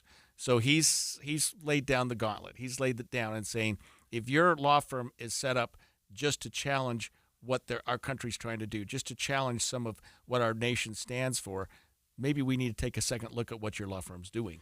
Now, as a lawyer yourself, and having practiced for decades, I would imagine this is kind of an interesting thing, because you may, depending on the client, serve and battle for this client like crazy, and then the next week with a new client, it could be someone completely different, and perhaps if you were to hold the two up to each other, you're like, well, those are conflicted. As a lawyer, do you look at it and say, no, I just do the best I can for this client, and once I'm done with them, then I move to this client? Yeah, I think you almost have to do that. You can't take – I mean, there are certainly lawyers that work for the Republicans. There are certainly lawyers that work for the Democrats in Utah. And if that's your focus, that makes sense. But if you're a general law firm and you're taking cases here and there, you have to be careful, Dave, that you not take a position with one case that's contrary to another if the cases are both going simultaneously. That's an awkward position. But sometimes you do make argument in one case that's different than an argument you made in another case, and that's kind of just practicing law, so long as they don't conflict with each other directly. Well, and as a lawyer, you don't necessarily have to believe in what you are arguing. You just have to argue whatever case your client it gives them the best chance to win. So long as it's ethical. And as long as it's ethical. Within the boundaries of the facts of the case, and the law is current, and it's precedent, and it's consistent with what you're doing. So, yeah, that's true. I mean, it is awkward, and I've had to do this before, where you take a position on a case, and then a couple years later you're arguing, and you're going, wait a minute, that's a little different than what I took on this other case.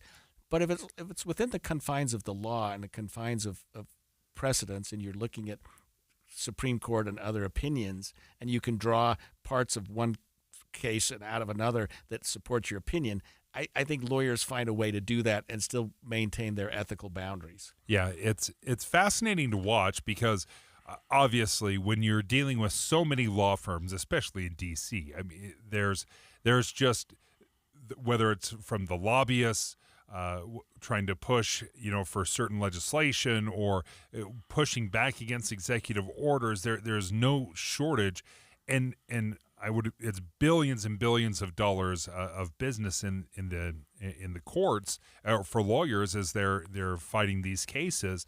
What would be appropriate, or what's the ethical thing to do for the White House? How do you balance this? Because do you want to employ, or do you want to hire, or do you want to support law firms that have directly competed against you and the direction that you're trying to take? Well, I'm biased, and I'll admit that from the outset. I think that administrations should stay out of the practice of law and let lawyers do their job, because we have judges, we have juries, we have courts, we have people who will sort out what's being done fairly and what's not being done fairly. The fact that you, as a person who was targeted by a law firm at one point, can now have the power to go after that law firm seems a little bit problematic to me. But I'm a lawyer. I'm biased. I'll say that. I obviously have some concerns about the Trump administration, but I appreciate the judiciary. I appreciate the legal system, and I think lawyers serve a very valuable purpose, and they shouldn't be punished for positions they take on political issues, even if it's something that cost the subsequent administration money. Yeah, that's just me. No, it's an interesting point of view, Greg. I appreciate you breaking that down for us. Coming up next, BYU's run in the NCAA continues today. That's right. Don't even call me at 5 o'clock. I am off. I am paying complete and total attention to the Cougars. Let's break things down with BYU insider Mitch Harper, who joins us from New Jersey next. Emergency traffic on KSL News Radio, brought to you by Mountain America's low-rate auto loans. A crash blocking right lanes of traffic northbound I-15 at 5th West in Bountiful, still causing huge delays. Stop-and-go delays back to North Salt Lake, not quite at the north interchange. Again, only 2 left lanes of traffic getting by at this time. And the on-ramp to at 5th West in Bountiful to northbound I-15 closed to traffic.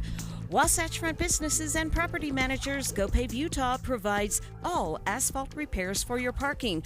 For patching and paving along the Wasatch Front, contact GoPave Utah. GoPave Utah. GoPaveUtah.com. Ricky Meese in the KSL Traffic Center.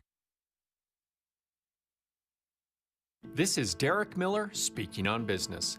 What started nearly 60 years ago as a small family business has grown into a well-known brand across the state. Western Nut Company specializes in small batch roasted gourmet nuts and snacks, using high-quality ingredients to ensure freshness in every product. Chief Experience Officer Sarah Adamson joins us with more. Nuts make the perfect gift and an unbeatable snack. Delicious, nutritious, and full of flavor.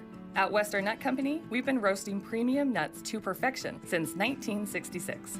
What started as a passion for quality quickly grew into a beloved tradition, offering customers the freshest, most flavorful nuts, brittle, fudge, and snack mixes. In 2018, 3 brothers, Darren, Lee, and Lauren Mercer, took over the business, continuing the legacy of founders Wellington McDonald and Helen Bean. As a proud family-owned company, we take great pride in small batch roasting at our Salt Lake City facility, ensuring every product meets our high standards. From our holiday gift centers to grocery store partnerships and online sales, we've made it easier than ever to share our handcrafted treats with friends and family. Stop by our store at 434 South, 300 West, or visit our website to find a perfect snack or gift. Western Nut Company is a great example of a family-owned business that has flourished in Utah. Their commitment to quality and local values highlights the important role these businesses play in our community and the state's economy. I'm Derek Miller with the Salt Lake Chamber, speaking on business. Hi, Hi, this is Kathy. And Jason from Window World. Jason, there's a window company giving huge discounts, saying it's the biggest sale ever. And last month they were offering free labor. That just doesn't add up. We don't play those games. At Window World, everyone gets the same low price every day. No pressure, no games, and now we offer siding too. Call Window World today, 801-281-8111 for 4 windows and a patio door for just $56.12. And as Doug always said, that's no baloney. We've got some breaking news. Earlier in the show, we heard from Randall Jepson in the KSL newsroom that Sundance, some of the final cities that are vying for the Sundance Film Festival, that Cincinnati, Ohio, was removed off the list, and then it had been narrowed down to just 2 locations, Boulder, Colorado, or Salt Lake City, and we have been anticipating, waiting for an update to see if we know where Sundance is going to land. Becky Bruce joins us right now. Becky, fingers crossed. Do we know anything more? It's Boulder. Breaking news No. here. Yeah, they've gone with Boulder, Colorado. I know a little bit more than that, but I'm still piecing together details for our Utah's New News newscast in 10 minutes here. So stay tuned and we'll have a lot more for you. The short version from the release that they sent us, they called Boulder a vibrant art scene and with some small town charm, kind of the best of both worlds thing. It didn't say that this was the reason, but I do know that Colorado offered a lot more incentives over the course of 10 years than either Salt Lake City or Cincinnati were planning to do. We were both looking at like the $3 to $5 million range of incentives packages. So can't say that that has anything to do with it. You do the math. Can you say that any of Utah's legislation had anything to do with it? I know there was some talk, Becky. There was some talk. None of that is in this note. Yeah, I wouldn't think so, but there was some talk that could potentially Yeah, influence that and some of that is still up in the air right now. We know, for example, today is the last day for Governor Cox to sign bills, and one of the bills he has not yet signed is the one that we're calling the flag bill, about which flags can be displayed in classrooms. So this is shocking. Yeah. I mean, Sundance Film Festival originated here. This is Robert Redford's baby. Something this like is 1985. 85, right? I mean, this is incredible to lose Sundance. There had been some rumblings. We had talked about it. There had obviously been, I don't know if you'd call it a bid process, but obviously several cities were vying for the Sundance Film Festival. So as you're delivering this breaking news that Utah, I'm having a hard time wrapping my head around this, is losing the Sundance Film Festival. yeah, it's wild to try and wrap your head around it. I mean, he's the Sundance Kid. Yeah, right. Yeah. Yes. We have the Sundance Wasn't Resort. called Sundance arbitrarily, right. So it's a lot to process. There's a lot of moving pieces here. We're breaking it all down right now in the newsroom, and I am hoping that we will have a lot more for you here in just 10 minutes. Good. I want to know what Robert Redford is thinking right now, having established the Sundance Film Festival. Greg, this is, before we move over into the BYU game today, this is such massive breaking news. I can't help but look at this. I remember hearing an interview from Robert Redford years ago, and he was talking about the legacy of the Sundance Film Festival, and he said it's taken so much time, it's been such an investment that it has cost him in his acting career. Sure. Obviously he is one of the great actors of our time. Robert Redford has so many iconic roles, but he's talked about how the investment, the time and effort to grow the Sundance Film Festival has cost him personally, wealth, fame, all these things, but he believed in the purpose of Sundance, to give a voice to independent filmmakers. And there are other film festivals around, but this is something that started off very small. And I remember being able to go up to Sundance Film Festival with my parents, and there was nobody around. And now it is an international event. You know, I worked for the Park City Ski Patrol for 30 years, and I started about the same time Sundance started. And I just remember every year at the same time, we would have an influx of tourists, we'd have influx of celebrities, and it was just the vibe on the mountain. We were just skiing, but the vibe on the mountain was something that you could never make up for. It's really sad that we're losing that, because it's been a Utah tradition for years and years, and it's tragic that we're losing that. The Sundance Film Festival, again, if you're just joining us, is leaving Park City. We'll be going to Boulder, Colorado. The explanation is that the vibrant art scene. There's been incentives from the city of Boulder that enticed Sundance to move from Park City. We'll obviously follow this story. We're still really kind of wrapping our heads around this. The KSL newsroom is investigating this, trying to figure out every angle to this story. We'll obviously want to listen to Steve Sales and Andy Farnsworth, who do the movie show here on KSL. Has been a huge part of their lives as well. The Sundance Film Festival is leaving Park City and going to Boulder, Colorado. Speaking of vibrant, what's going on this afternoon? March Madness. 5 o'clock. That's March right. Madness, and it's here in Utah. It's always so cool, and I'm a Utah man. I admit it. But when a Utah team is in the March Madness, you have to follow. I don't care who it is. It's Utah State, Weber State, any school. You just want them to do well. And one of our teams is in the Sweet 16. March Madness, and Mitch Harper is joining us right now from New Jersey. BYU plays Alabama tonight. Mitch, we only have a couple of minutes because of this breaking news of the Sundance Film Festival, but give us your thoughts on this matchup. Huge challenge for BYU, maybe the second toughest game opponent they're going to face this season behind only Houston. You know, Alabama's got the best offense in college basketball. They move faster than anyone else in college basketball, fastest tempo. But the good thing is that BYU likes to run too. So this is going to be kind of a track meet, and if you can have stretches where you got 2 or 3, minutes where you can put the opponent on a scoring drought, that could give you the upper hand, potentially be the difference in this game. It's going to be a really entertaining ball game. This is really something that we don't see very often. BYU hasn't been in the Sweet 16 since 2011. They haven't advanced to the Elite Eight since Danny Ainge in 1981. So can you put into perspective how important this is to the Cougars? It's significant, and it lays the foundation for Kevin Young to take the program to heights in year one that many Cougar fans probably had never dreamed of, and to do it in his first season when he's still learning about college basketball, kind of let your mind wander what maybe he could do in the future with how he's going to continue to build out rosters. So it's a huge opportunity for BYU, and I will say that they seem loose. They seem very comfortable in this environment with the East Coast media poking and prying about things that the NIL and NBA, all these things that maybe we hashed out last summer. They're just confident, and I think they felt like they've always belonged to be here, and I'm really intrigued to see how they match up against Alabama. Alabama's got some great athleticism and a lot of players that can fill it up. They got 6 guys that average more than 10 points per game, very balanced team. But BYU loves a good high-scoring matchup. They thrive in that regard, and they're 5-1 in their last 6 games where they're an underdog, and they're an underdog tonight, so they've relished that role as well. Mitch, when does coverage start? 3 p.m., extended pregame from Newark, and we'll have a bunch of interviews that I had with players and coaches. You hear a bunch of sound from here in Newark as BYU gets ready to take on the Crimson Tide. Mitch Harper, thank you so much. We look forward to following the game tonight. Very excited.